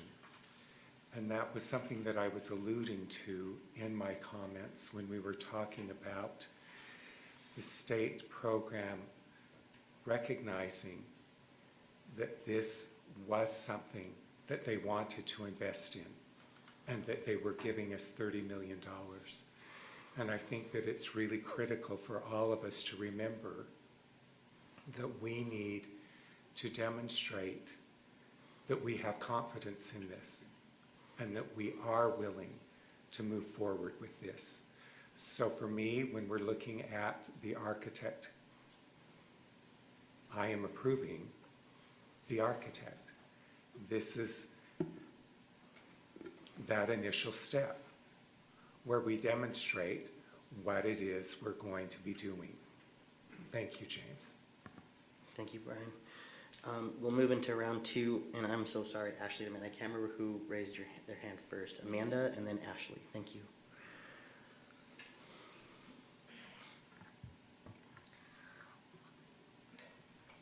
Personally, I'm fine with, it's asking for us to have this on the consent agenda for the next meeting. I'm fine with this being on the discussion part of the meeting, the next one with the additional information. I know we want to move forward. I want to move forward. I think that there are a lot of great questions that, with those answers, that hopefully we can move forward swiftly after that. I also know that we are gearing up for our October enrollment numbers, so we can know what that's going to mean for potential future closures and such. So there's a lot of pieces at play as we are having this discussion. We're going to be having other discussions that also play into what our budget's going to do and what we're going to adjust to make the necessary decisions to be fiscally responsible above and beyond just this project. I'll just leave it at that. I think that I do want to respect the request of additional information. That's fair. Thank you, Amanda. Ashley? Yeah, so I fear a little bit that by recentering on just saying yes or no to this as written would further divide our board and eliminate what we have, which is a chance to build consensus around the long-term needs of kids in all of our precincts. I think we have the option to discuss further and on a discussion agenda affirm something unanimously for broader feasibility, which includes the build out, to meet everyone's needs, or to approve one thing that will ultimately dismiss the requests that have been made by board members 4 months ago and requests over my 3 years of service for more capital plan information. And I obviously would prefer that we choose a discussion and building consensus and consider directing the superintendent and business administrator to kind of draft what some of those options might be that more people would be comfortable approving. It's always better to move forward with all of our support rather than divided about a multi-million-dollar project. And I'm concerned a little bit by your response, Superintendent Grant, that we lack the data to answer these questions. But I'm more concerned by the assertion that we will have more students when we know that we are in an unprecedented enrollment decline nationwide. We know that in 10 years we will not have more students and we will not have more money. So I would support a feasibility study, like I said, that includes long-term operational costs. And Superintendent, you asked what else board members might like it to include, in addition to architectural estimates, long-term operational costs, and the logistical costs raised by Annie. And what I would add is that I would really appreciate if a study looked at existing capital planning and trade-offs. Asking me to proceed personally without further analysis is essentially asking me to balance if Wasatch, Ensign, and Bryant students will have to be bused out of their boundaries in perpetuity because we will not be able to afford to rebuild any of their buildings. They've made that really clear. So making the decision without a broader scope and also making it on August 4th when parents are not available to hear this meeting and chime in on the capital needs they feel are in their precinct. As the person representing the oldest buildings in the district, I'm being asked without more information to make a decision about whether all of the elementary schools, save one in my precinct, and the only middle school serving my precinct will have to be closed without a rebuild ever in their lifetime. That is a monumental change that impacts us far beyond the implications of the CTC. So I would add long-term capital planning and trade-offs to a future proposal of options. And that's what I would just go back to. It's more important to me that we have options that more people can find agreement to support than have centering on one thing that we must do. That makes me a little bit bristly. Why must we do it? Why wouldn't we want to hear more from the parents in the avenues reaching out to us and Central City reaching out to us about their aging facilities? That would be what I would add and what I would suggest. Superintendent Grant? I don't understand what the request was around, sorry, now it just left my mind. You were requesting there, Ashley, the part of the feasibility study, shoot, help me out. There was a piece there that I didn't understand. Oh, options, first of all. I'm not sure what options you're talking about.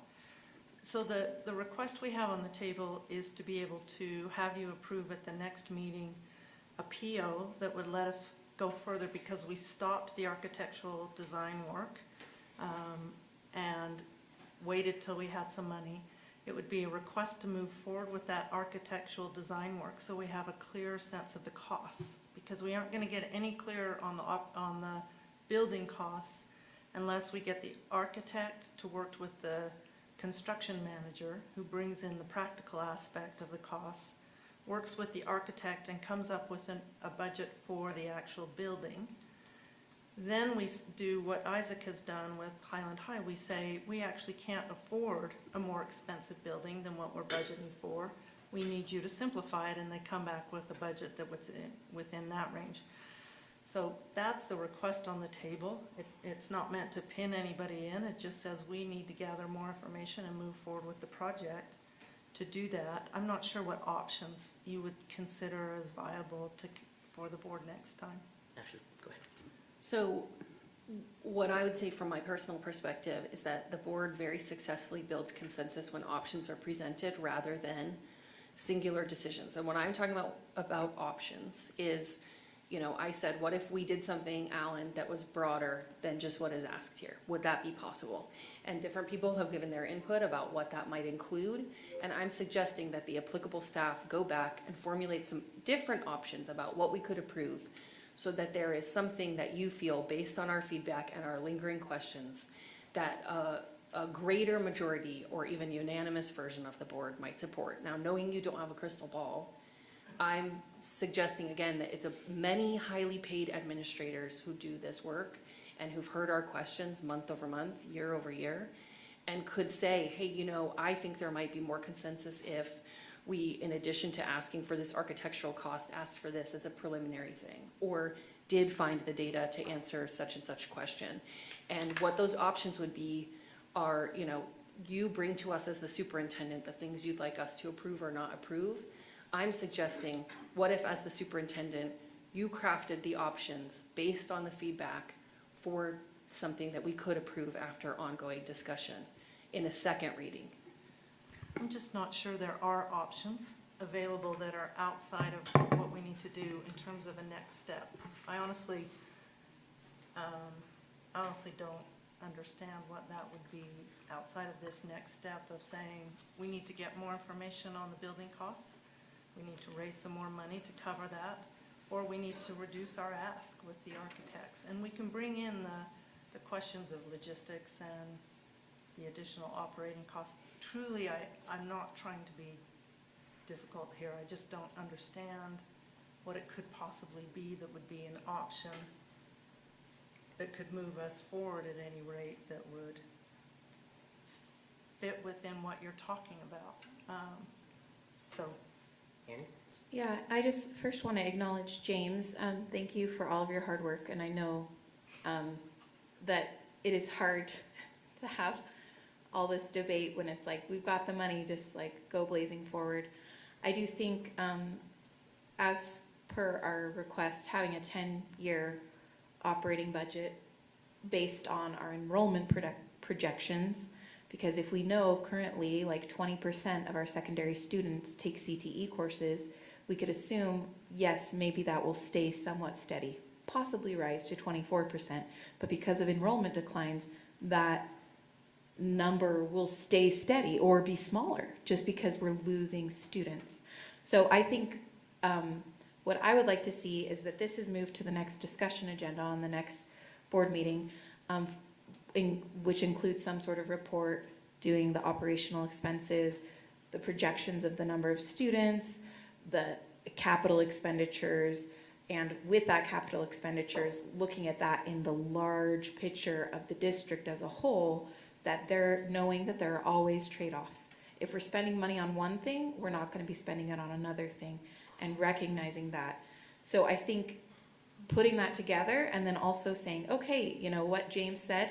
He said they would be willing to try to get ongoing grants or ongoing business donations. Maybe we get a grant that is a $1 million grant per year over 10 years from, you know, the Miller Foundation or something, you know.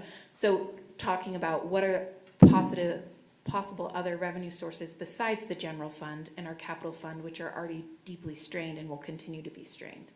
So I think that's part of what we're looking for, is like, how can we make this work with all of our limited resources and declining students, but also, look, there's some opportunity. I also just want to point out, like, I love that the state love CTE, but we cannot count on the state loving CTE forever. As we've all seen, political appointees, political climates come and go, and we may have thought that, you know what, forever certain things would be funded, and then someone else is elected and it's not funded anymore. So I don't want to just assume that in perpetuity the state's going to do a one-to-one matching. I'm just saying we need to have a little bit of a sensitivity analysis, which I'm sure Alan and his team could do a little bit, saying, you know, if our enrollment's down here and XYZ happens, what are we going to do? You know, where will we find the additional funds? Thank you, and Amanda, I know I saw your hand, but you've already used your second round. I'm so sorry. But what I would like to do, just to move us along, knowing that we've got a lot of additional agenda items for the next meeting on September 1st. And we still got to get through items 4 through 8, and potentially in a minute I want to talk about item number 5 on the reports agenda. And my suggestion would be this. What if we pushed this particular topic to the discussion agenda on the 15th of September, but I would give ample time, I believe, for the district, for board members, and in particular I'm thinking about board leadership and board member Anderson, who are going to be in the next agenda setting meeting, to really craft and get to the root of what it is that we feel like we need to do to build some consensus around how we move forward. Because I think we've already exhausted a lot of the first meeting with these additional agenda items that we didn't get to tonight. I'm wondering how the board might feel about that. We don't have a study session scheduled for the 15th. Could we try to bring these preliminary questions together in agenda setting? Try to get them to you, Grant, and Alan, and to Laura, and to everybody else on the team, so that we can have our study session. We can get to the rest of the meeting on the 15th, where we'll find this architect. We're not meeting, the first meeting in September is what we're Yes. thinking, not the study Well, session. and that's what I'm getting at, Dr. Grant, is that Oh, we for have the rest of these? 4 I items see. from the reports agenda today that need to go to the first. And so our meeting is probably already going to be exhausted on the first anyway, with additional topics that come up. I feel like it gives us a couple more weeks than what we were anticipating, or what you might have been anticipating, Dr. Grant and your team. But if that helps move this forward and still get the rest of the business that we're not going to get to today or tonight, that's something that I would like to propose and would be in favor of. I think that's very Alan, wise. That's up to the board. board members? Yes. It just pushes it a couple extra weeks. I'm fine with that. Alan? Would your proposal, so study session to kind of flesh out some of these questions, Correct. could we still have the architect on the discussion agenda? Correct. For the second meeting in September. Second meeting. 15th, yes. Yes. Okay. Does that work And for everybody? potentially, if all the questions are answered and consensus is built, then it could go to the action agenda and be approved that same day. It'll count as our Yeah. third or second reading then? Yes.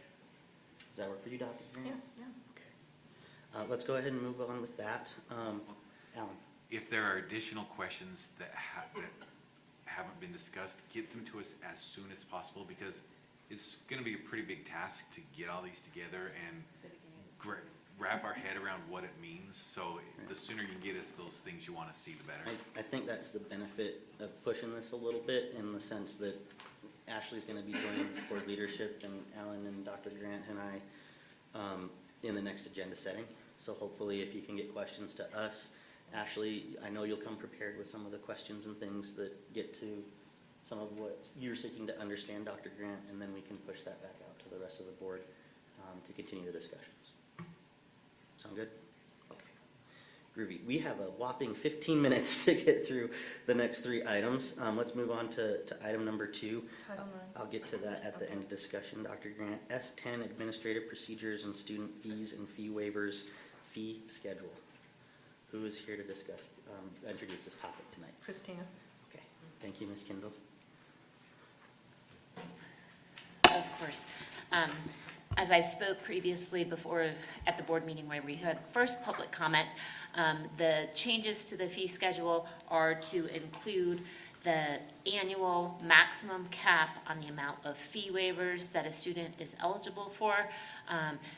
As per the recommendation from the Finance Subcommittee, the recommendation was made to cap that at $5,000 per student per year. Additionally, there were changes made to the administrative procedures regarding S10 to address the new trip requirements that were provided for in statute.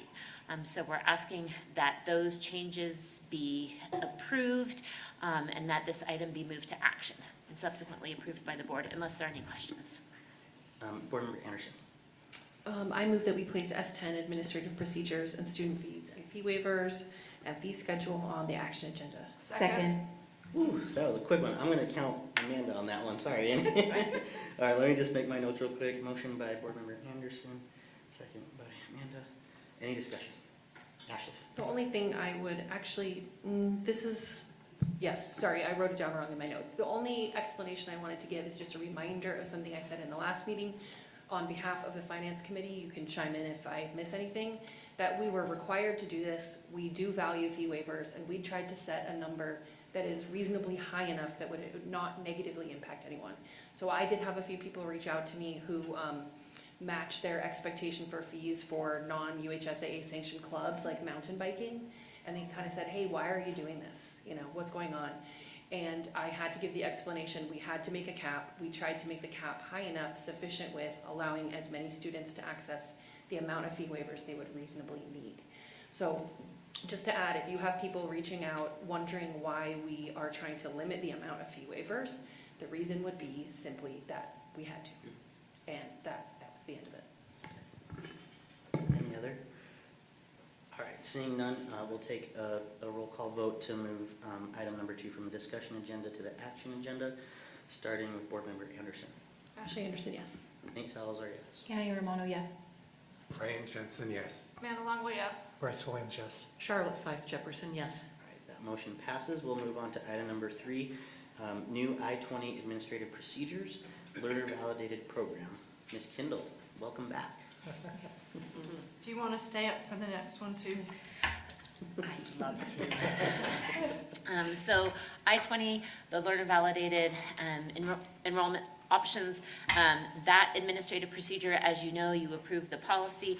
I worked with Dr. Hall to draft the administrative procedures. I know we had some questions about, from Board Member Anderson regarding these administrative procedures and whether, like, these were programs that could be housed at one particular school or at the, you know, as it's currently written at the comprehensive high schools.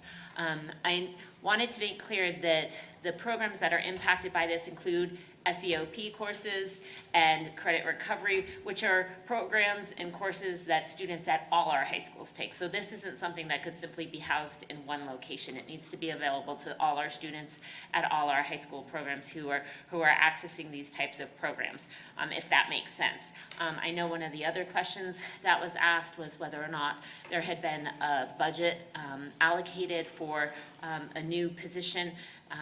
That was sort of discussed in terms of the district's response initially. Our initial response is to hopefully reallocate some assignments to handle this initially, to see how it goes with having current staff address these needs. It might be possible that we come back in January at the new budget cycle and say, we actually can't do it with our existing staff. We need additional staff to support this program and this requirement. And again, this is something that's statutorily required for us to do, and these APs track exactly what is in the statute in terms of what needs to be included in these administrative procedures. So if there are no questions, I mean, I'm happy to answer questions. Dr. Hall is always available to answer questions, but our request is that this gets moved to action and approved so it can be in place for the start of the new school year. Any questions or a motion? Ashley? I'll make the motion and then discuss. I recommend that we move that we place new I-20 administrative procedures learner validated program on the action agenda. So moved. We got Annie, I'll count you that. Is there any discussion, Ashley? Yeah, the only question I would have is, we know that there will be a lot of expected costs to implement the legal change. So I am curious, if we get to action, if other board members might consider directing the business administrator to meaningfully track the costs of those changes. And tracking the costs would have two functions, and one would be being able to report to the legislature the day-to-day costs of the ongoing unfunded mandates we receive. And the second feature of tracking that cost would be, we've had a very robust discussion about how costs of running a school district are only going to increase and revenue is only going to increase as students decrease. So we should be planning now for how much these legal changes cost us in next year's budget as we go through the budget book. And you're talking all, not just I-20. Well, I'm talking specifically about I-20 because that's what we're talking about. And could you add that to the plate, knowing that maybe this is the kind of tracking we would need to do for other things? We're not talking about them. I can't predict every law that you might consider, but I am saying, would it be reasonable on action to direct you also to start tracking some of these costs for learner validated programs specifically? Okay. I think you got your answer there, Ashley. Any more discussion? Annie? Yeah, I just wanted to point out, as a policy committee, we discussed this, and the unfunded mandates we're getting from the state legislature, and realizing that there are going to be thousands of courses that need to be monitored as per this legislation. And so the burden that we're receiving to do these things is twofold, because not only does this include online courses that students and parents can register for at will, which we saw earlier in the budget, takes about 1.7 million per year out of our budget, but also we're taking staff time and resources and possibly need to allocate an FTE in the future who would be looking at attendance and progress and all this on credit recovery and online courses. So I just want to emphasize that, and everyone talk to your legislators. Thank you, Annie. Any other comments or questions? All right, we'll go ahead and do a roll call vote, starting with Board Member Romano. Annie Romano, yes? Ryan Jensen, yes. Amanda Longo, yes. Bryce Williams, yes. Charlotte Fife Jefferson, yes. Ashley Anderson, yes. Nate Salazar, yes. That motion passes. Ms. Kindle, new P15 administrative procedures, state-sponsored paid program professional hours for educators. You're up. So this, as I think I said when I presented the policy, this is a program that the district has had in place for quite a few years. So nothing about the program or its implementation is changing. USBE just changed its administrative rules to require that the district have a policy about this. So while in practice we have been implementing this program, and in terms of that, nothing is changing. The administrative procedures tracks that process, has all the components necessary for the administrative rule, and so we're asking that you move this to action and approve it tonight. Any questions or motion? Annie and Charlotte. Oh, I have a motion. I move that we move item 4, new P15 administrative procedures, state-sponsored paid program professional hours for educators, in exhibit 3F4 to the action agenda. Second. Calling for Bryce. All right, any more discussion? Charlotte, did you have anything you wanted to say? No, I was going to make a motion. Okay, perfect. All right, seeing no discussion, we'll do a roll call vote, starting with Vice President Jensen. Ryan Jensen, yes. Amanda Longo, yes. Bryce Williams, yes. Charlotte Fife Jefferson, yes. Ashley Anderson, yes. Nate Salazar, yes. Annie Romano, yes. All right, that motion passes. Ms. Kindle, don't go anywhere, please.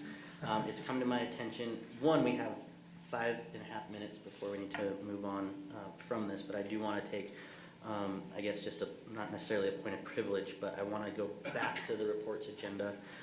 Item number 5, the 2025-26 Title IX report, student participation in interscholastic sports, is something that we have to review and at least be presented on and potentially discuss a little bit Right. before the beginning of the school year. So Correct. we've got some time to do that, and I think it's important in order to be in compliance. Ashley? Can I just clarify for my own understanding that, are we coming back to bus driver retention after Title IX? Oh my gosh. Yeah. second page. I just didn't know if we were going back and forth, which is, If- either way is fine, I don't Okay, mind. I think because of the necessity of Yeah. item number 5 from the reports agenda, we should do that. Yeah. And then let's revisit item number 5. Okay. Ms. Kendall? I'm not doing the Title Title IX IX. report.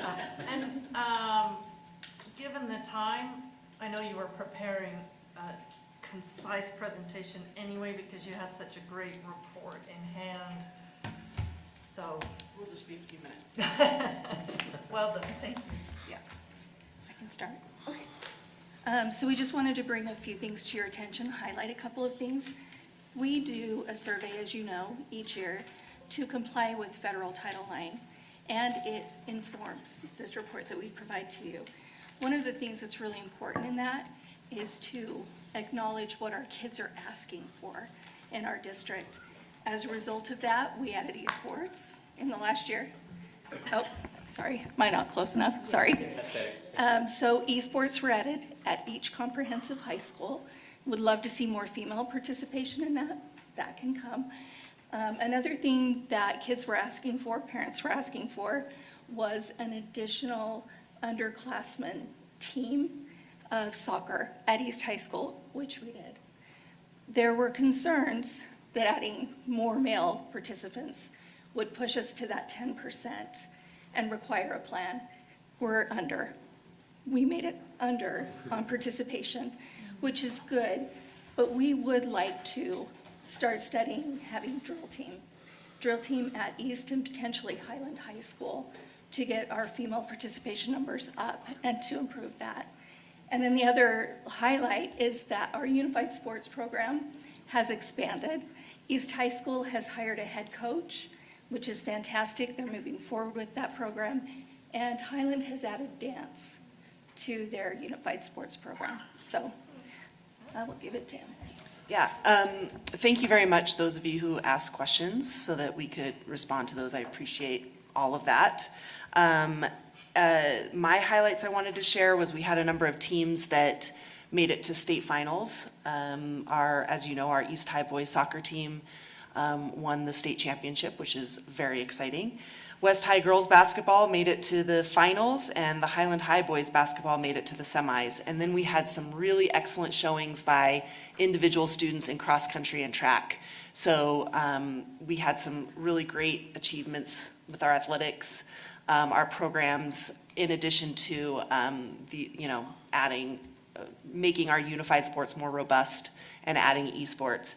The other thing I wanted to highlight is just that there was some really nice collaboration between our schools as they're working through the rebuilds and the rebuilding of our facilities. So one example of that is East High, the athletic director holding a meeting with the baseball teams and athletic directors at Highland and West to be able to use the East High field just during the off-season training, which was really nice while we were getting Rosewood up and running. And Rosewood itself has been established as a really strong temporary venue for baseball and softball for West High, those West High teams. So we're really excited about that. And those are basically our highlights. And again, I appreciate all the questions that you all asked. I think we're going to have an amended report that we'll send in. There were just a couple of numbers, thanks to Board Member Longwell, that we need to update. And so we'll make sure we get that attached by tomorrow as well. Are there any other questions for us? This was just a really quick little report. Well, and just for clarity, so that they know and the Yes. public knows what Sure. to look for, will you explain what changes? Yes, you thank make? you. We had a data entry issue on when we were looking at the spending for our unified programs and the per student spending. We made an error when we entered our Salt Lake Ed Foundation contributions to those programs. We forgot to add back in the coaching stipends. So when the original report you saw was minus the coaching stipends. So we've now fixed that. So really the spending for unified was much higher even than what was in that original report. So we'll make sure that gets updated and gets back out to you. So the amended report is not something that we will see that answers our questions. The ones that you emailed me? Yeah. I didn't update the report with those answers. I just updated the numbers in the charts based on the unified changes we had to make. Got it. So to ask my follow-up question, and for reference to the public, I had emailed in advance a couple of questions about some disparate spending. So some of the disparate spending was explainable. Like, for example, Yes. at West High, the choir goes on a tour only every other year. So the idea that they would fundraise a whole lot more is gonna be offset by the next year. There were some others that over the last 4 years, we've seen some discrepancies that continue. Like, there are certain instances at Highland where activities are spending, you know, $50,000 more than their counterparts, even though they have 50% fewer athletes. So it raises questions about, you know, what are the disparities and how do we track spending to make sure activities, you know, are providing equal access. So you indicated in those replies that, yeah, every situation is different. There's all kinds of reasons why, you know, some spending might be higher and some might be lower, but that you are starting to look at trends. Can you help explain how we would see any like evidence of those trends, like what you found, if anything was changed? Yeah, so this is, I think, our 4th year of collecting this data and compiling this report. And so we do have some real sort of outlier costs each year based on program needs. One of the examples I gave, I think, to Board Member Romano was our swimming scoreboards last year that like really raised that spending for 1 year. And so we can generally explain that spending. But now that we have a few years of data and Namani is actually starting to compile like year-to-year spending, program-to-program spending, we can start to see better what's going up, what's going down. And we're working a lot more closely with our school treasurers now, and actually giving them a lot of responsibility in terms of compiling these numbers and these reports and the information. And they can definitely help us explain like, oh, that's because this team got new uniforms this year, but this team didn't, or you know, so on and so forth. So we're trying to kind of figure out like what the trends are and how to explain certain things. And then if there are things that can't be explained in terms of spending trends, then we can definitely communicate that to our schools. And that can affect, you know, their decision-making in terms of how they spend for their programs. That makes a lot of sense, because, you know, I don't raise the examples to be punitive in any way. Yeah. Because there are many explanations why those things happen. I raise them because we also have heard a lot from non-sanctioned activities like student clubs, that they have a lot of difficulty in, you know, getting the funds that they need to go to all the events they want to go to, or implementing the different policies. And so making sure we understand how the students who participate in both UHSAA and non-UHSAA activities and athletics have an experience. You know, it also might give us good direction for the foundation and our board members who sit on the foundation board of what activities might need a little more help.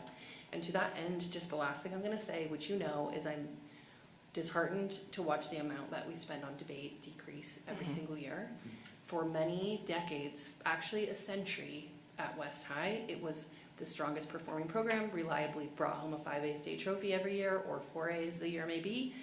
And I think, you know, watching that amount decrease is a good example of like watching a trend and seeing, hey, what happened? Why did that activity fall all the way off?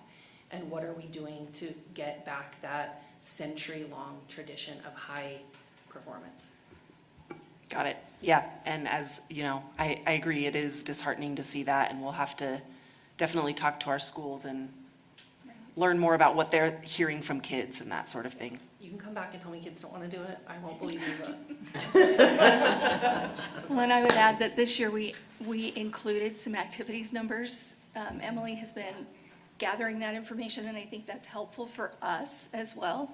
So we can track those trends with activities as well as interscholastic sports. Thank you, I really appreciate that. Thank you so much. Appreciate it. Are we good? Yes. Okay, thanks everyone. All right, board, just to regroup us back to the discussion agenda. We did run out of time, but I know that it was important to get this presentation of Title IX into the discussion for this evening.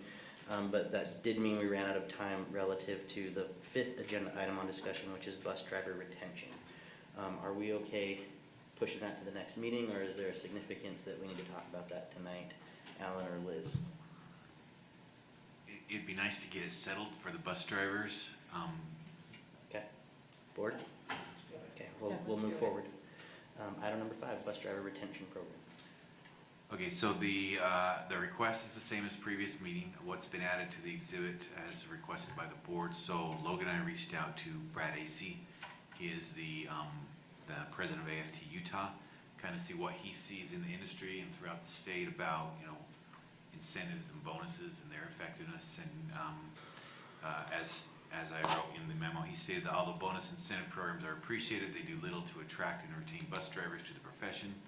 He has seen the biggest effect when districts have moved toward full-time 8-hour per day contracts. This movement has shown promise and effectiveness. Thank you. Board members, any discussion or question? Annie?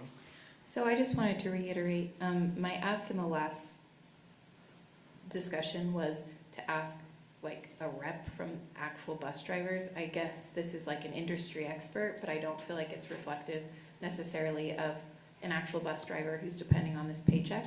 So I would still decline this change just because it's meaning that there are gonna be a significant number of drivers who are gonna go home with $1,400 less in their paycheck per year, correct? If the bonus system goes away, again, only those who, because you have to qualify, you have to meet the criteria. So that is correct. Yes. So anyway, my father-in-law was a bus driver for 25 years, and I know that that's a hard profession, and he was never given the full-time opportunities, and it's hard to make ends meet. And I know we need bus drivers, so I will continue to vote no if we're taking away some of their pay that they rely on. Ashley? Is there a way, this question would be for Alan, to grandfather it out in such a way that would not penalize existing drivers, which is what Annie's not looking to do, but not incentivize current drivers in the same way, or is that impossible? That would set up, you know, the haves and the have-nots, which I think generally causes problems. Again, just from a financial standpoint, this is me speaking, we shouldn't rely on bonus money to pay rent and put food on the table, and this is bonus money. And I mean, what I think and what is someone's actuality doesn't necessarily matter, but you know, incentive and bonus programs are intended as one-time events. You know, we've throughout the history of the district done one-time incentives. You know, maybe when the WPU increase is low, we've offered from fund balance $1,000 bonus for employees, and we offer it and we don't keep it going because everyone understands from the beginning it's one time. Again, I don't want to minimize what you're saying because yes, our bus drivers are needed and the salary that they earn isn't significant. And I would rather that the focus be on how do we look at that salary schedule and make sure that it is adequately paying our bus drivers what they need. With also, I mean, can we grandfather stuff in? Can we keep it going for a couple years? Could. Again, this isn't funded. It's coming out of fund balance. What I would like to see is, you know, discussions through the negotiations process and through the salary schedule process of, you know, do we put some ongoing funds onto the salary schedule? You know, our bus drivers are comparable to the surrounding districts. I don't want to give the impression that our salary schedule is lower because it's not. But it's still, it's a tough job. I wouldn't want to drive a bus. I'm not that good of a driver. So, but this was a 2-year pilot program, right? It's So a they 2-year receive pilot this bonus if they've met requirements for 2 Correct. years, okay. That's all. Thanks, Annie. Amanda? Thank you for offering a suggestion to Annie's concern. I think that that's important, that we are thinking about the fact that these individuals are trying to put food on their table and keep roofs over their head. I mean, it is their livelihood. My question would be, can we first identify, look at our salary schedules, see what would be a sound proposal, and then look at if we can make that happen, and once we make that determination, we then re-look at this bonus conversation.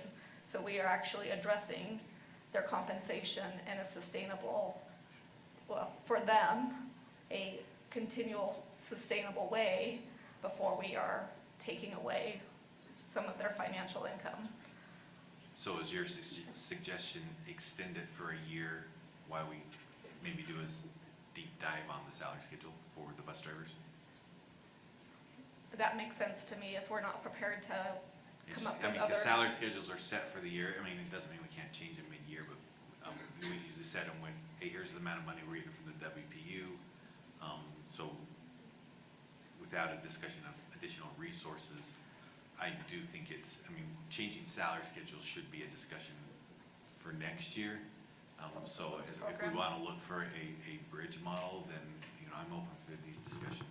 Yeah, I think, I presume the board, and you all correct me if I'm wrong, it's hard to make a decision to take somebody's income away from them, especially given the positions and our turnover and everything else that comes along with it. So I feel that's respectful to our bus drivers to take the time to make that effort.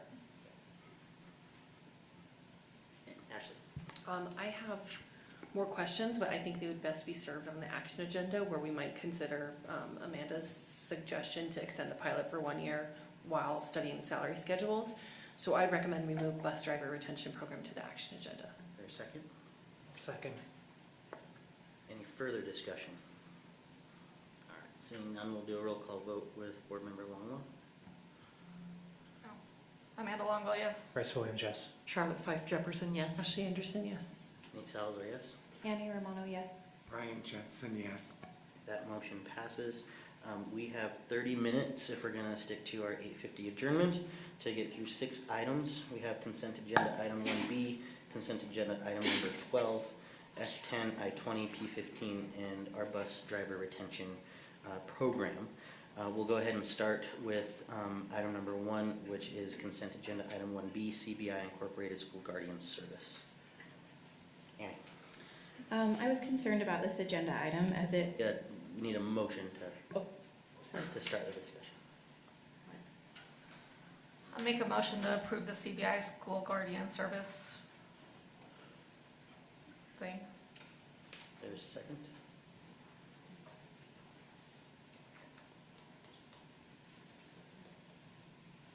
Anne, are you second? Okay. Second. Charlotte gives a second. Discussion, please. Anne? Sorry, No worries. a little rusty. I was concerned about this agenda item as it's requiring almost $1 million for armed guards outside of schools.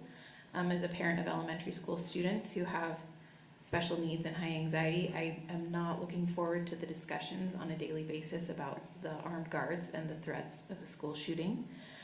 I believe that we can meet minimum compliance standards with this state law that was given to us by the legislature, but I would like to discuss more creative solutions instead of using $1 million, which we need for other things, to pay people to do this. And I've discussed with some other districts and board members of other districts about what they're doing, and they're taking a very slow time to evaluate all sorts of options. So I would like to kind of table this and slow things down before committing to a PO for $1 million. Ashley? Yeah, my first question would be similar for Alan, which is, as we look at compliance, and I say you because this is an auxiliary services matter, if I'm not mistaken, but I could direct it any which way. How does our approach to complying with this law align with the other, some 40 public school districts in Utah? Right, so you can comply with this law in really three ways, and Brian's here, you can correct me if I get it wrong. You can have SROs at every school. We contract with the Salt Lake PD for SROs. That would require a lot more police officers, and they are very expensive. You can have guardians. Guardians have to be volunteers from an employee who volunteers to take on this role. And we do have some that have volunteered for that. We've asked multiple times. We've been nailing this for close to a year now, right? Trying to get those volunteers. And you can't force a volunteer to take on this role. And then the third way is through a private security firm, which is what we're doing. As we've talked to other districts, there are some districts, the rural districts, who have plenty of volunteers. They're happy to take on this role. Here along the Wasatch Front, largely, they're kind of doing a combination of like what we're doing, some guardians, some private. You have Granite School District, who has their own police force, so they're using that police force to take on this role. But they're the only district that I'm aware of that has their own police force. So really you're seeing in the districts a mix, kind of like what we're doing. Point of information, in the bill, it says any school may seek an alternative to these school safety personnel requirements from the state security chief. The state security chief will consider the following in the application and selection process: school population, staffing, geographic location, available funding, and other issues raised by the school. So I do believe there's an alternative path that we could go to the state security chief and discuss the funding. Yeah, and the state security chief has been in meetings where it's been brought up and funding is getting shot down every time. They're not concerned about the funding. They're like, you need to comply, you need to worry about the safety. Well, maybe there are other issues that will be raised by the schools. Let me just ask, Brian, do you know of other districts and where things have been waived? Do you know any specifics on that? While he's coming up, could I finish? It was actually, I had the floor Sorry, that I'd sorry. like to finish. And if it is a good segue, that's fine. The second question I had, I'm not sure who would like to answer, but we have a number of safety policies that came from our legislative delegation. So for example, some of us attended some interim committees, and in one of the interim committees, I believe it was Luz Escamilla along with Dan McKay, who passed a bill that changed, or that was initiated in interim and then went on to pass, that changed our disciplinary procedures, including like digital access to files. So I guess what I'm curious about as a board member is, I don't support implementation of the policy in this way, while recognizing we have to be compliant. But I'm also curious in the future if we're investing any resources or time in these other safety measures that have come our way, and are we being compliant with those? Are we not yet compliant? I just have questions about that. Brian, do you know of waivers that Pennington has granted that would give us some room on this? So Dr. Grant, the only waivers that I'm aware of from other district people that are holding similar position to mine as a school safety and security director, I know of waivers where a classroom teacher is used as a guardian instead of a person who doesn't have a classroom, instead of maybe an assistant principal or a custodian. So those are the kind of waivers that I've heard them talk about, because of the population of the school, because of the number of people that they just fewer possible guardians that it could be. Those are the kind of guardian, or the kind of waivers that I've heard or been part of seeing the state security director approving. Thank you. Ashley, does that help? Well, I had asked a different question about a different bill. Okay, and I think Christina. Christina can answer that about the discipline piece and Luz Escamilla's bill. And then just more generally, there were a number of safety bills that passed. So are we compliant with all of them right now?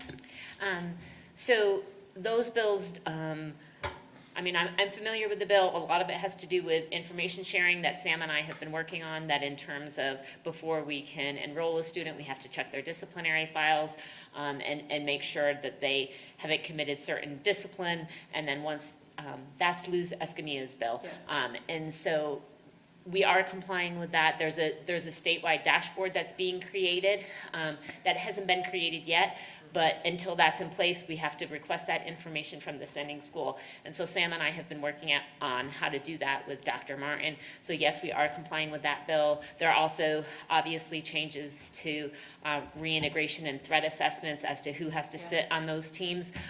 Yes, we've made all the changes to administrative procedures to address those as well. So we are starting to comply with those as of July 6th when all those went into place.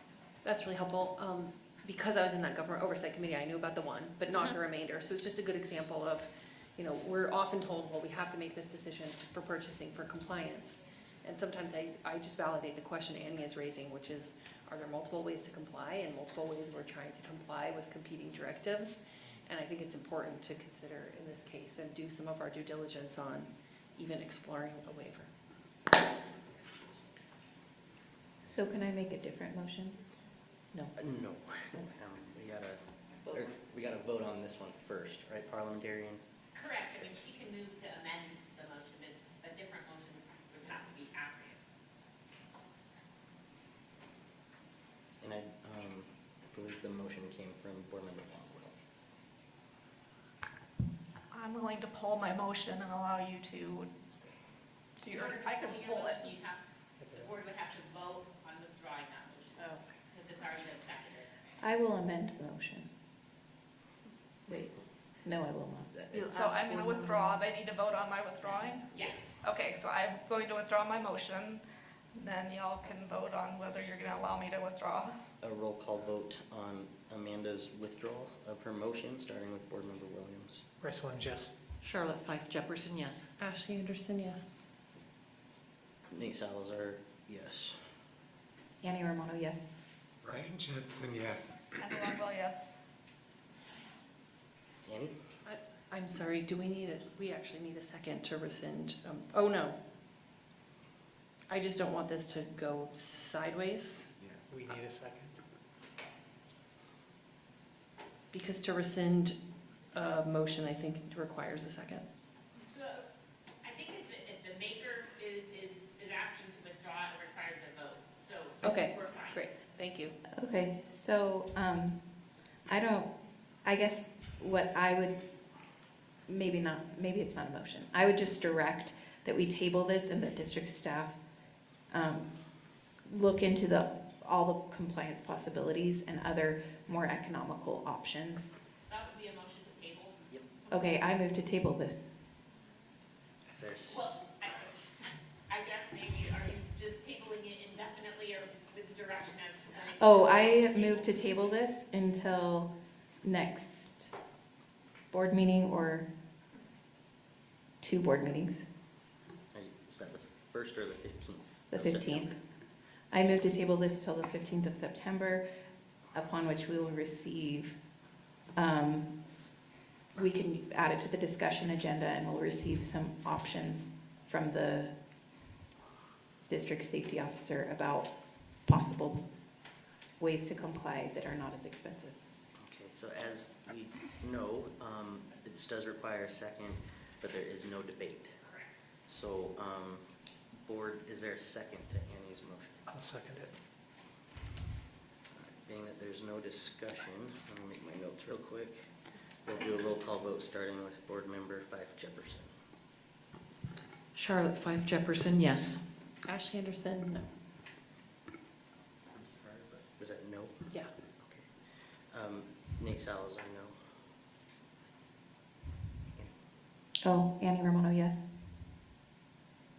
Ryan Jensen, no. Amanda Longwell, yes. Bryce Williams, no. Annie, the table does not pass. Okay. Okay. Is there another motion on the table?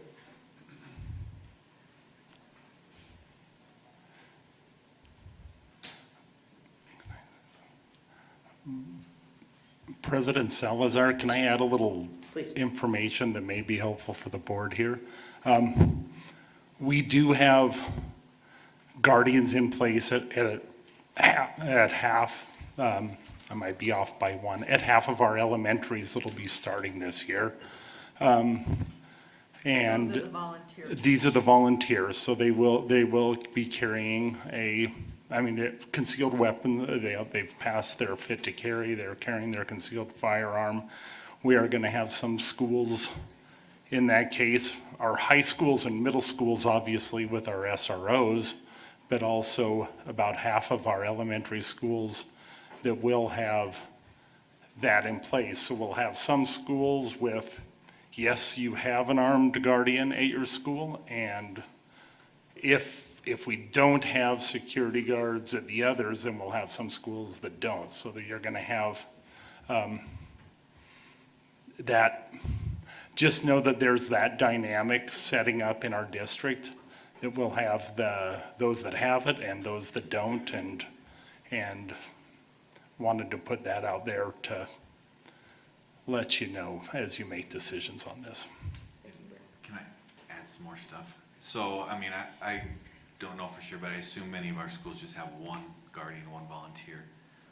This firm that we're discussing on the PO also fills in, because if someone's absent, you still have to have someone on site that has met these requirements. And if you only have one trained guardian at a school and they're absent on any given day, you have to replace that with someone. So as we look at how do we comply, and this firm helps fill in that gap of if there's somebody absent, then send someone over there to fill in that gap. And as Brian had said, we've been looking at this for over a year, trying to figure out the best way to implement it.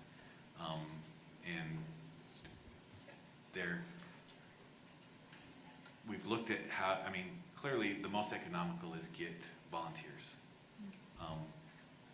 But we don't have enough volunteers to fill out our schools, and I can't imagine that we ever would. I'm going to just keep trying, just so you know. New administrators hired, they understand. We are still trying to fill volunteers regardless of whether we have a security guard or at a school or not. Right, and the law is actually into effect last year. It doesn't have if I remember Christine, there's not a specific date when they have to be in place other than as soon as possible. So really what's been the holdup probably of our district and other districts is the training piece. It's a bit of a bottleneck because there's only very limited entities that do the training. So as the entire state is pushing these people through the training, there's your bottleneck. So I think some of your districts are maybe going slower because, not on purpose, but because that's the only option they have. Any really quickly? Oh, I was just wondering. You need a motion in order to have Thank a you. discussion. Oh, Is there a motion on the table? I make a motion to approve the confidential background investigation requisition. Okay, is there a second on the table?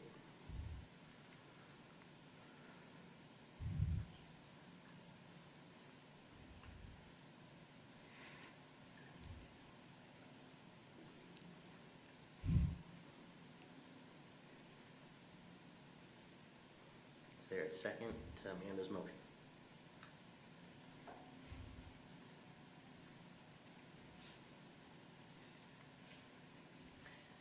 We don't have many choices here. We've run through tabling, we've run through approval. The other option is to disapprove. That hasn't been thrown out there. I don't know what other options there are on this contract.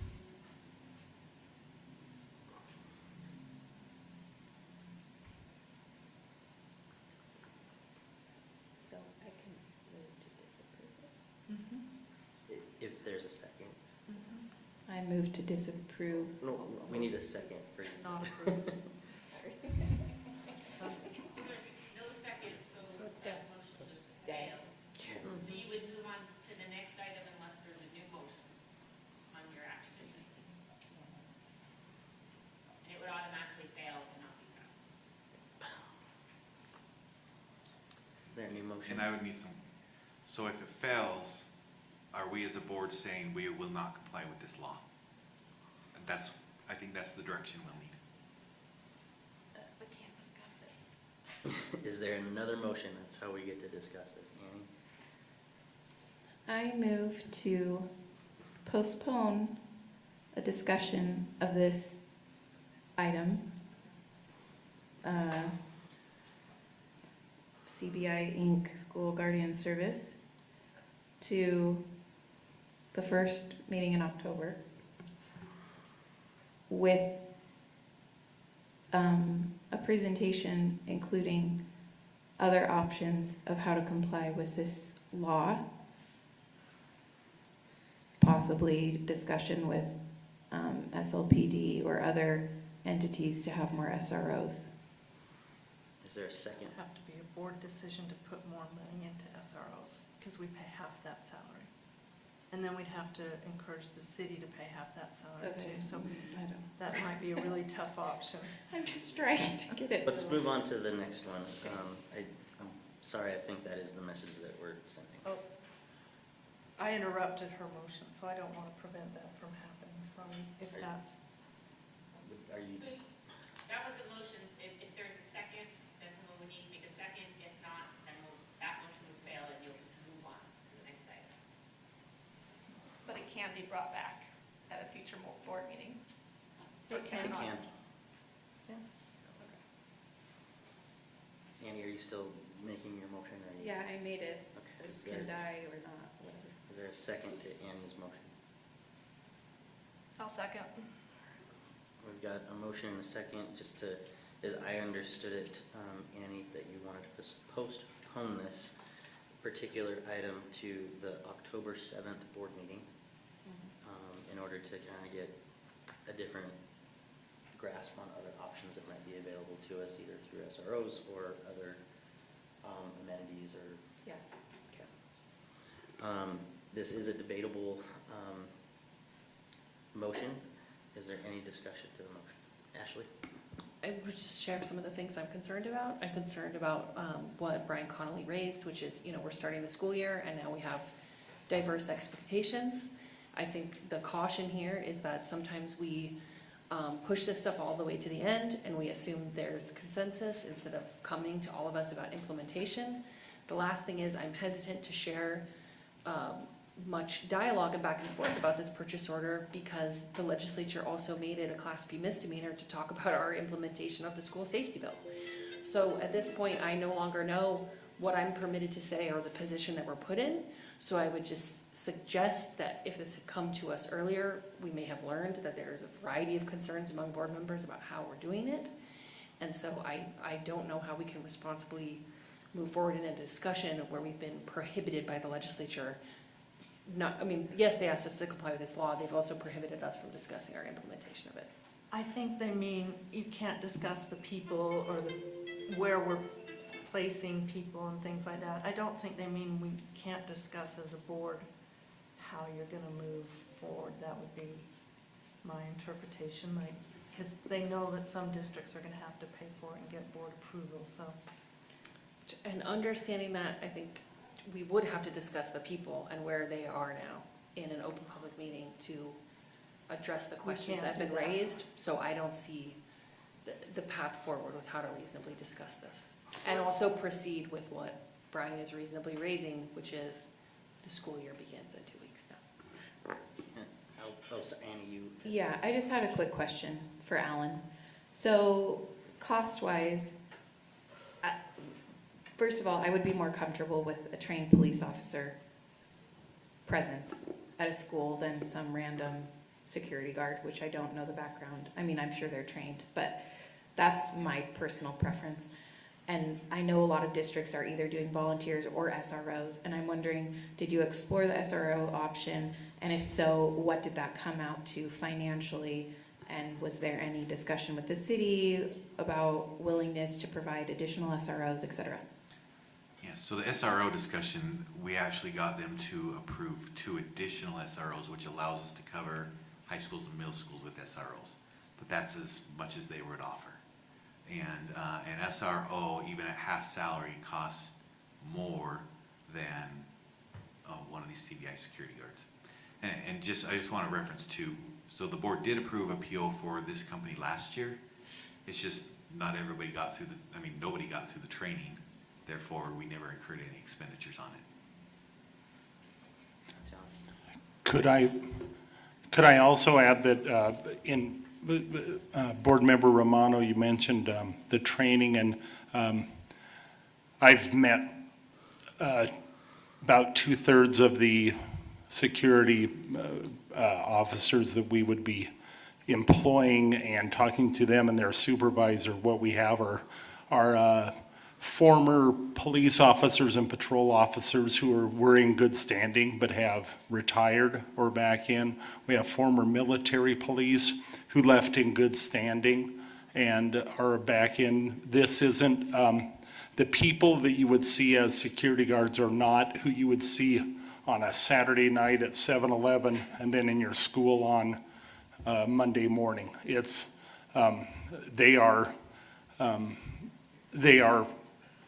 professionals that have spent their lives having anywhere from 15 to 20 years of training from the service that they had in the military, on the police, on the patrol, plus going through the same the training that all guardians have to go through. So is it to the level of what our Sergeant Lamshire and his crew with our SROs, is it to that level?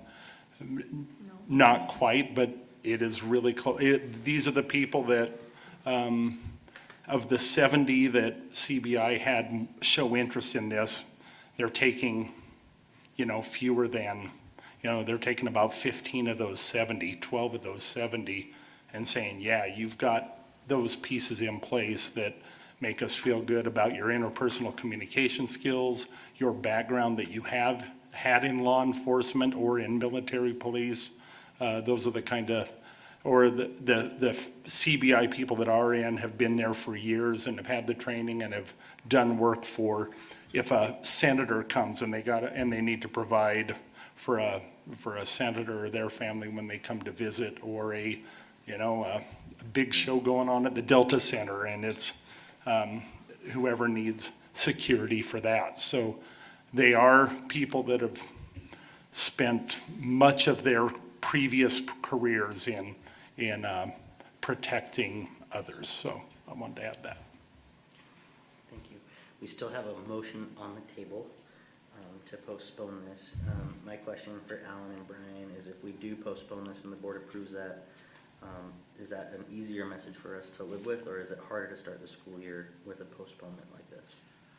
Well, some of the tricks, so we have this vendor that we've really already contracted with because we had the approved PO last year, and they'll need to know, do we keep putting our people through the training, or do we just stop recruiting? And then so if we have this discussion in October, it still may be a couple months past then before they get everybody through the training. Because my guess is, without a guaranteed contract, they're going to stop recruiting and training because they don't want to incur cost knowing that they're not going to get paid. So that would then push everything back. I mean, we'd probably be looking at January before we had them in place. So, I mean, that's a year and a half past when the law went into effect. It is a one-year contract as well. This isn't a multi-year ongoing. It is a 1 year. Thank you. Brian? So my question, Annie, in your motion, you said the first meeting in October. In the motion that you made prior to that, you were talking the first meeting in September or the second meeting in September. It seems to me like we just keep pushing it further out.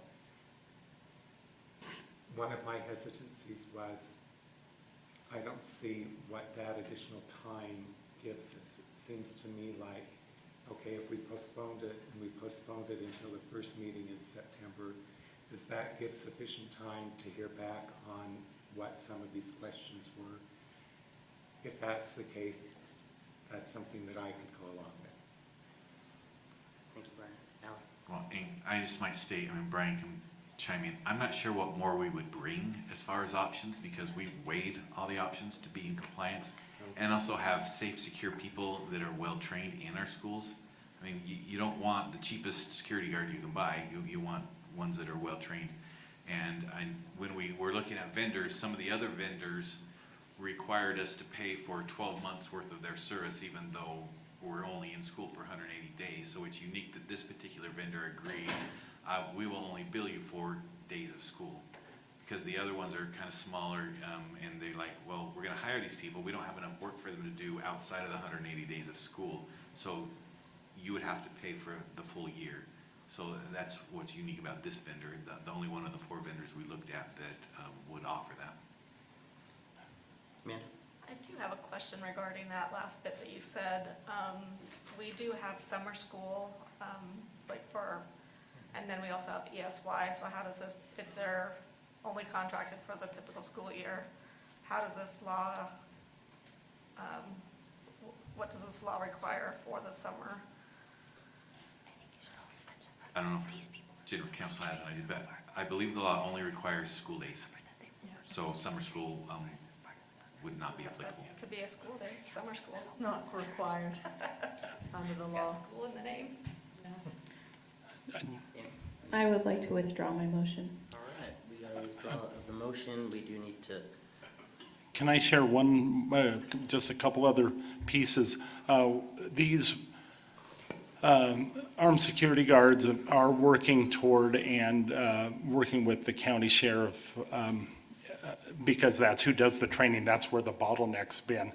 County sheriff is certifying them as trainers as well. So CBI will have trainers within their company that can then train our other guardians so that we're not faced with, and they'll do that free of charge. I know not free because we're paying for this, but included in this is them also training our guardians who have been bottlenecked, who haven't been able to get through and have been waiting for the training that they've needed. So that's another piece. And these are full people that are half an hour before school starts to half an hour after school ends, full-time at the school. They don't leave for lunch. These are people we want our staff, our administrators of the armed security guards to really be integrated and be a part of that school and community. Be there and for back to school nights when schools have that. Get to be known in the community so that we see those benefits when our SROs are at our schools full time versus an SRO who comes by a school twice a month for an hour or two.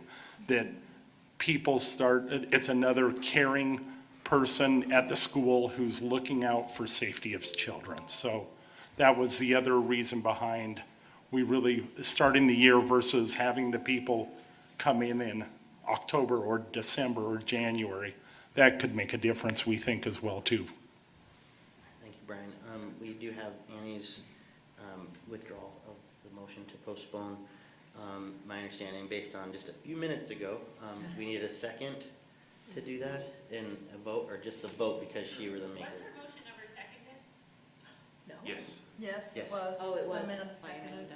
Sorry. Right. So, But the maker can withdraw? but then we have to vote on it. Yes, that's fine. Okay. I withdraw. All right, let's do a roll call vote to support Annie's withdrawal, or to vote on Annie's withdrawal, starting with Board Member Fife Jefferson. Charlotte Fife Jefferson, yes. Ashley Anderson, yes. Nate Salazar, yes. Oh, Annie Romano, yes. Ryan Jetson, yes. Amanda Longwell, yes. Bryce Williams, yes. All right, that motion passes. I do have to acknowledge, Board, that we are now 11 minutes over and we haven't gotten through a single action agenda item. What do we want to do? We've made some commitments in the retreat that if we don't get through these things, that we push them to the next meeting. Are we willing to hold on to that standard right now, or do we want to try to get through these 6 items as quickly as possible? What needs to pass tonight? Probably the one we've been talking about, at least needs to be voted on, right? I don't want to prescribe that we need to pass it or not pass it. That's up to the whole board. But most of these are just policies. Ms. Kindle? It would be, I mean, depending on how quickly the policies could be approved, but the fee schedule should be in place for the start of the school year. So probably items number 1 and 3. And I know that the bus driver retention program was of significance as well. So probably 3 specific items. Can I make a motion? Please. I'm just gonna go for which one I'm going for. So I make a motion to approve the S10 administrative procedures and student fees and fee waivers fee schedule as posted. There's a second. Second. Is that you, Annie? Yeah. Okay. Any discussion? Seeing none, we'll do a roll call vote, starting with Board Member Anderson. Ashley Anderson, yes. Nate Salazar, yes. Annie Romano, yes. Brian Jensen, yes. Amanda Longo, yes. Bryce Williams, yes. Charlotte Fife Jefferson, yes. All right, that motion passes. Any other motion to, in particular, items 1 or 6, item 1 being CBI, Incorporated School Guardian Service, or item number 6, the bus driver retention program? Did we not move I-20 and P-15 also? They are on the action agenda, but I think Ms. Kindle let us know that those could probably be pushed to the next meeting. Unless we can do it quick. unless we Okay, can do it quick. I mean, I would move that I recognizing that our norm is to do things twice, there was no substantive discussion, the former instance, so I would move that we approve I-20 and P-15 Administrative Procedures Learner Validated Program and Administrative Procedures State-Sponsored Paid Program Professional Hours for Educators. I'll second. We got a motion and a second on the table. Charlotte. I do want to acknowledge that one of our board norms is not to group things, but I think in the interest of time, if the board's okay with that. Okay, let's go ahead and move forward. Any discussion? All right, seeing none, we'll do a roll call vote with Board Member Romano. Annie Romano, yes. Brian Jensen, yes. Amanda Longo, yes. Bryce Williams, yes. Charlotte? Charlotte Fife Jefferson, yes. Ashley Anderson, yes. Nate Salazar, yes. Those two items pass. That still leaves. I move that we direct Business Administrator Kearsley to extend the bus driver retention pilot for 1 year and complete a study of the salary schedule. Second. Okay, we got a motion, a second. Any discussion? Ashley? The thing I want to discuss is I want to acknowledge we've placed our business administrator in a difficult position because we continue to talk about the need to reduce money, and then we kind of obfuscate every attempt to streamline the budget. And I also appreciate the due diligence to talk to the AFT, and I think that was really reasonable. I also think that a majority of people extended concerns about bus drivers, and I think this strikes a meaningful compromise. But it would not go unsaid that if we can't make small decisions about streamlining the budget, we will continue to struggle to make the largest decision streamlining the budget. So acknowledging that, I'm trying to balance that with the needs of our bus drivers for their take-home pay. So to me, the best compromise is a 1 year extension and a commitment to study the salary schedule in a way that we roll out a change that's not punitive. Brad? Thank you, Ashley. You got your hand up faster than I did. I think that we've put our business administrator in a difficult situation. We have asked for his direction, and I understand this is a significant question about the bus drivers, but I would echo what Ashley said. When we're looking at something that's relatively small and we're having a difficult time, it makes me wonder what we're going to be able to accomplish. So I would just say we need to keep that in mind. Annie? I agree. I think that's a valid point. I would also just counter that these are minimum wage, barely scraping by employees, and I think we have a lot more big ticket items, including looking at consolidating schools and looking at district office positions and much higher salary employees. So I would just counter saying I'm trying to protect the little guy, and that matters a lot in this economy. So. Any further discussion? That's our time schedule. Okay. Mr. Willard. Thank you, Brian, for keeping time. We'll do a roll call vote, starting with Vice President Jensen. Brian Jensen, yes. Amanda Longo, yes. Bryce Williams, yes. Charlotte Fife Jefferson, yes. Ashley Anderson, yes. Nate Salazar, yes. Annie Romano, yes. All right, that motion passes. That leaves 2 remaining items from the consent agenda, the CBI Incorporated, as well as Board Policy B4. I move that we approve new Board Policy B4 Community Advisory Council and Administrative Procedures. Second. Is there any discussion? Amanda?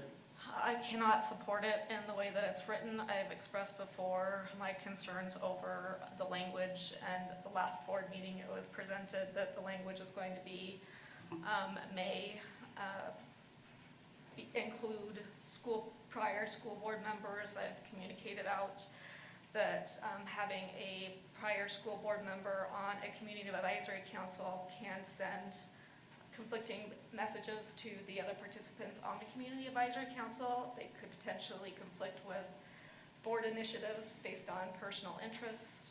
I could support the CAC if we remove the school board member position as an option, because that person can still participate in it as a community member that lives in their subsequent precinct. And I feel that's a better way of including them in so that they become a general participant and not have that title potentially overplay the conversation and the discussions that occur on that community advisory council. So I cannot support this CAC specifically for that. Thank you, Amanda. Brian? I would just like to respond.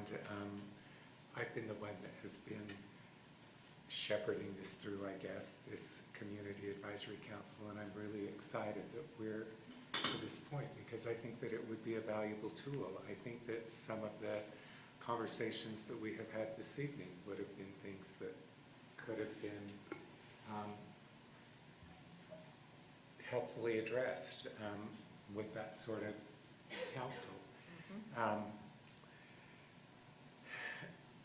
When we talk about the word may, I think that if we go back and look at the video of the meeting, it's too bad that there was a detachment that was incorrectly added to the agenda. Having said that, I think that when it was being presented by General Counsel, our policy administrator, she was caught off guard, and she looked and she could see, oh, the changes had been made, and we had talked about it in our policy subcommittee. The thing that I was hesitant about with using the word may, that leaves it open to, because for me, as I was presenting this to you, there are stakeholders that are really important to me to have on this council. Those stakeholders are the University of Utah, our community college. Those are partners that we are working with a lot.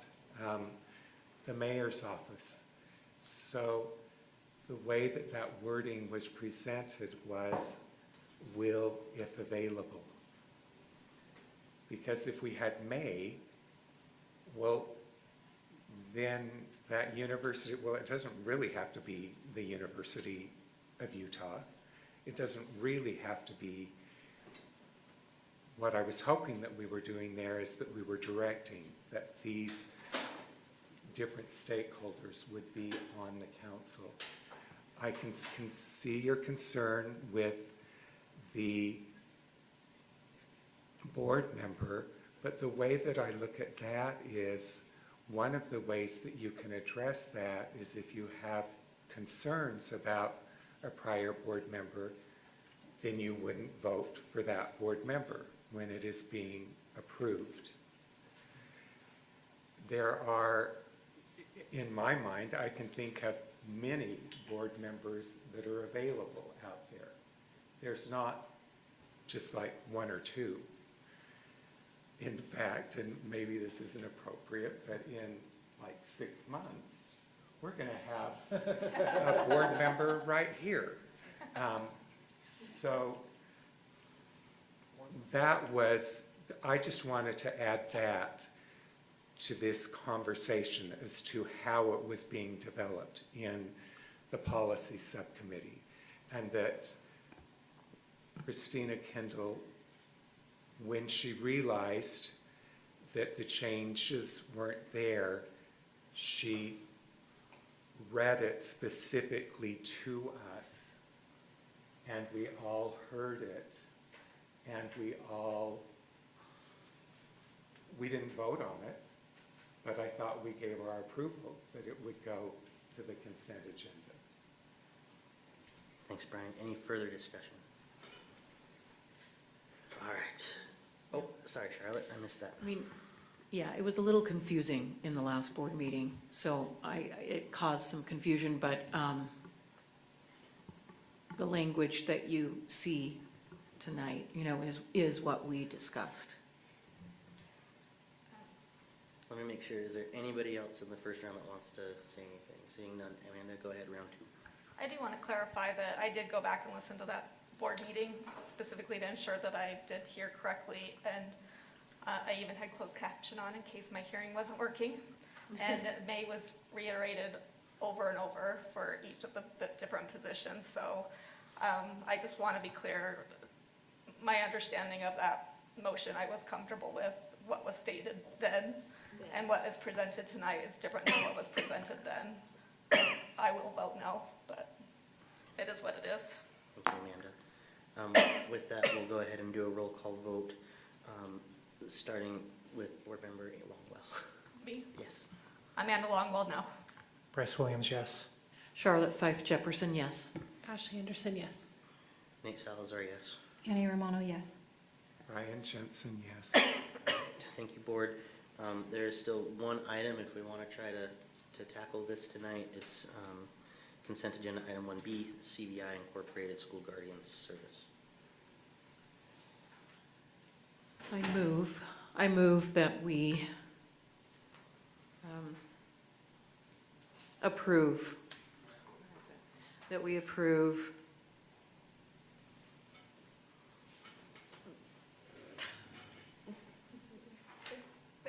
okay, CBI Inc. School Guardian Service Exhibit 3B.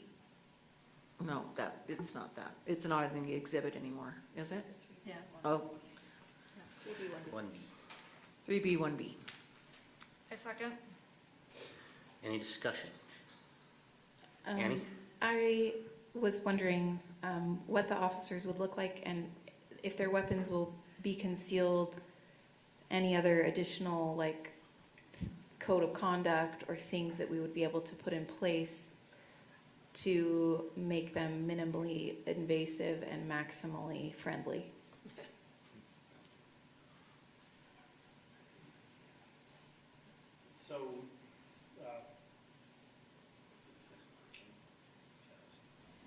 So the uniform is very similar to what our SROs have.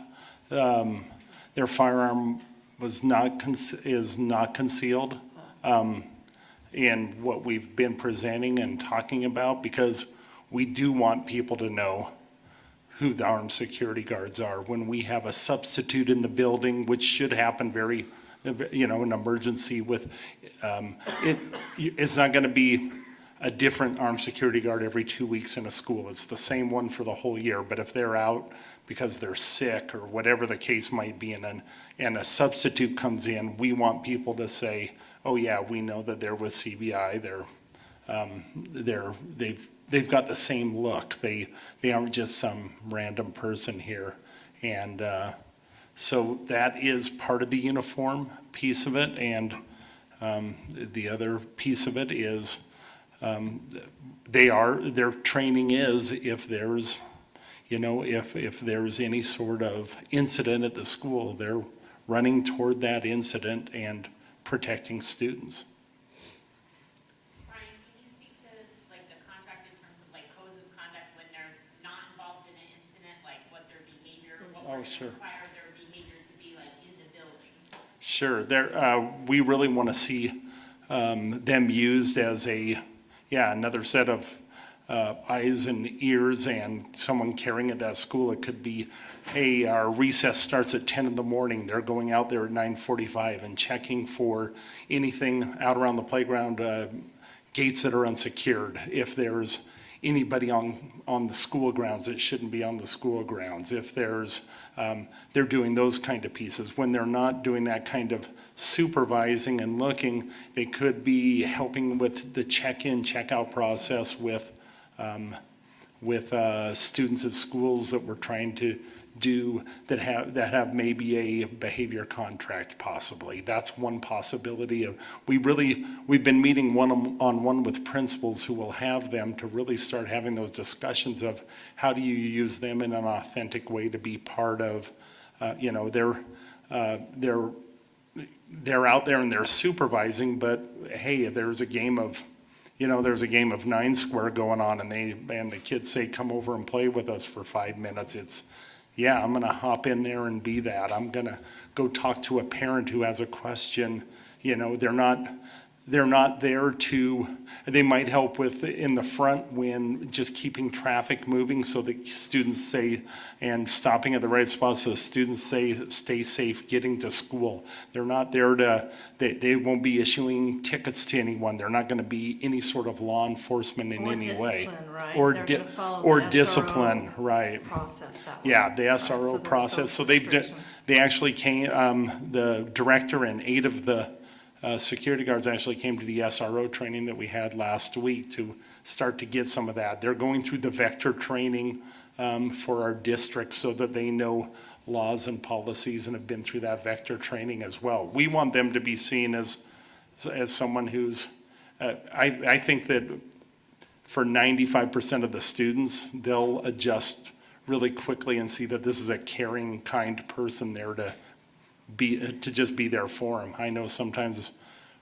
for us adults, it might not be 95% right off the bat, but after meeting the people that I've met, it'll be more than 95% a few weeks into the year. These are good people and a diverse group of people overall as a group. We have male and female, young and old. We have security guards that are, of color. We have just, it's not just, that stereotypical mall cop look and someone who stands away and won't approach other people. Okay, thank you. I just want to make a brief statement. Obviously, I don't want to take everyone's time. This is taking forever. But I just want to say we're put in an impossible position here because obviously we have a law to comply with and we want to do that equally across the board. Regardless, it won't be equal because some schools will have volunteer guardians who have concealed weapons and people won't know who they are. Whereas other schools, including my children's school, would have a guardian who shows up who's clearly a guardian because they're in a vest and a gun and they're new, right? So I do think it will be very difficult to adjust and will be site-based. But I understand that you guys have done the best you can. I'm just very frustrated with the process. So.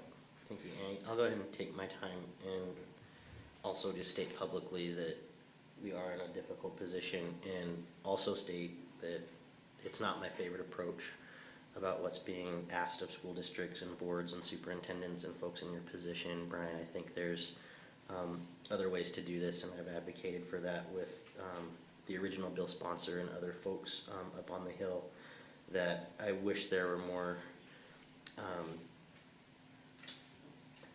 what's the word I'm looking for, like social work and PBS, positive behavior and support systems, mental health supports, in coordination with these types of efforts, because I think that's a lot more holistic.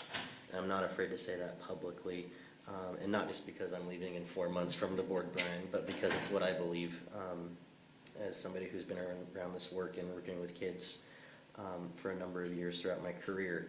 And so I'm really pleased to hear, Brian and Dr. Grant, that they're following some of the similar expectations that we have with the SRO agreement with the city and the contract. And I know tonight isn't the night for that, but I think moving forward, it would be really important for me as just Nate as the board member, not board president, to see what those expectations look like in a public setting so that not only can the board be satisfied about what those expectations are, but also our community and our parents who are raising concerns with me outside of the boardroom, and I'm sure other board members are hearing similar concerns from their constituents and their parents as well, and students. So again, I know that we're in a rock and a hard spot. It's not my favorite thing, but I understand that we are in that rock and a hard spot place. So is there any point, Dr. Grant or Brian, I know Christina's out, that we could see what those expectations look like in the future? Sure, Brian's probably got those someplace. Certainly would love to come back. We could have members of CBI and the supervisor to be here as well to speak toward any of it and some of the security guards. About how it's going across Yeah, schools, if certainly. someone's in or something. Certainly. Thank you. With that, seeing no other comments, let's go ahead and do a roll call vote, starting with Board Member Williams. Bryce Williams, no. Charlotte? Charlotte Fife Jefferson, yes. Ashley Anderson, no. Nate Salazar, yes. Annie Romano abstain. Brian Jensen, yes. Amanda Longwell, yes. All right, that motion passes. Thank you, Board. We'll now move on to the superintendent report, if needed. Given the late hour, I'll just say a shout out to our administrative team and our cabinet members for a really successful administrative institute last week. The administrators came in, spent 3 days in training, and left excited for the year, and we're impressed with the new format and structure we've created to respond to their needs. So just a thank you to the team for putting that on. We've got teachers coming back on Tuesday to begin those training sessions. We're also welcoming back different groups, classified staff. We've got new educators coming on Thursday to get a little ahead of the game with other teachers who will be showing up on the 11th. But just a shout out to the team for the work they've done this summer to put on such a successful administrative institute. Thank you, Dr. Grant. Are there any committee reports? All right, seeing none, I call the meeting adjourned. Thank you, everybody.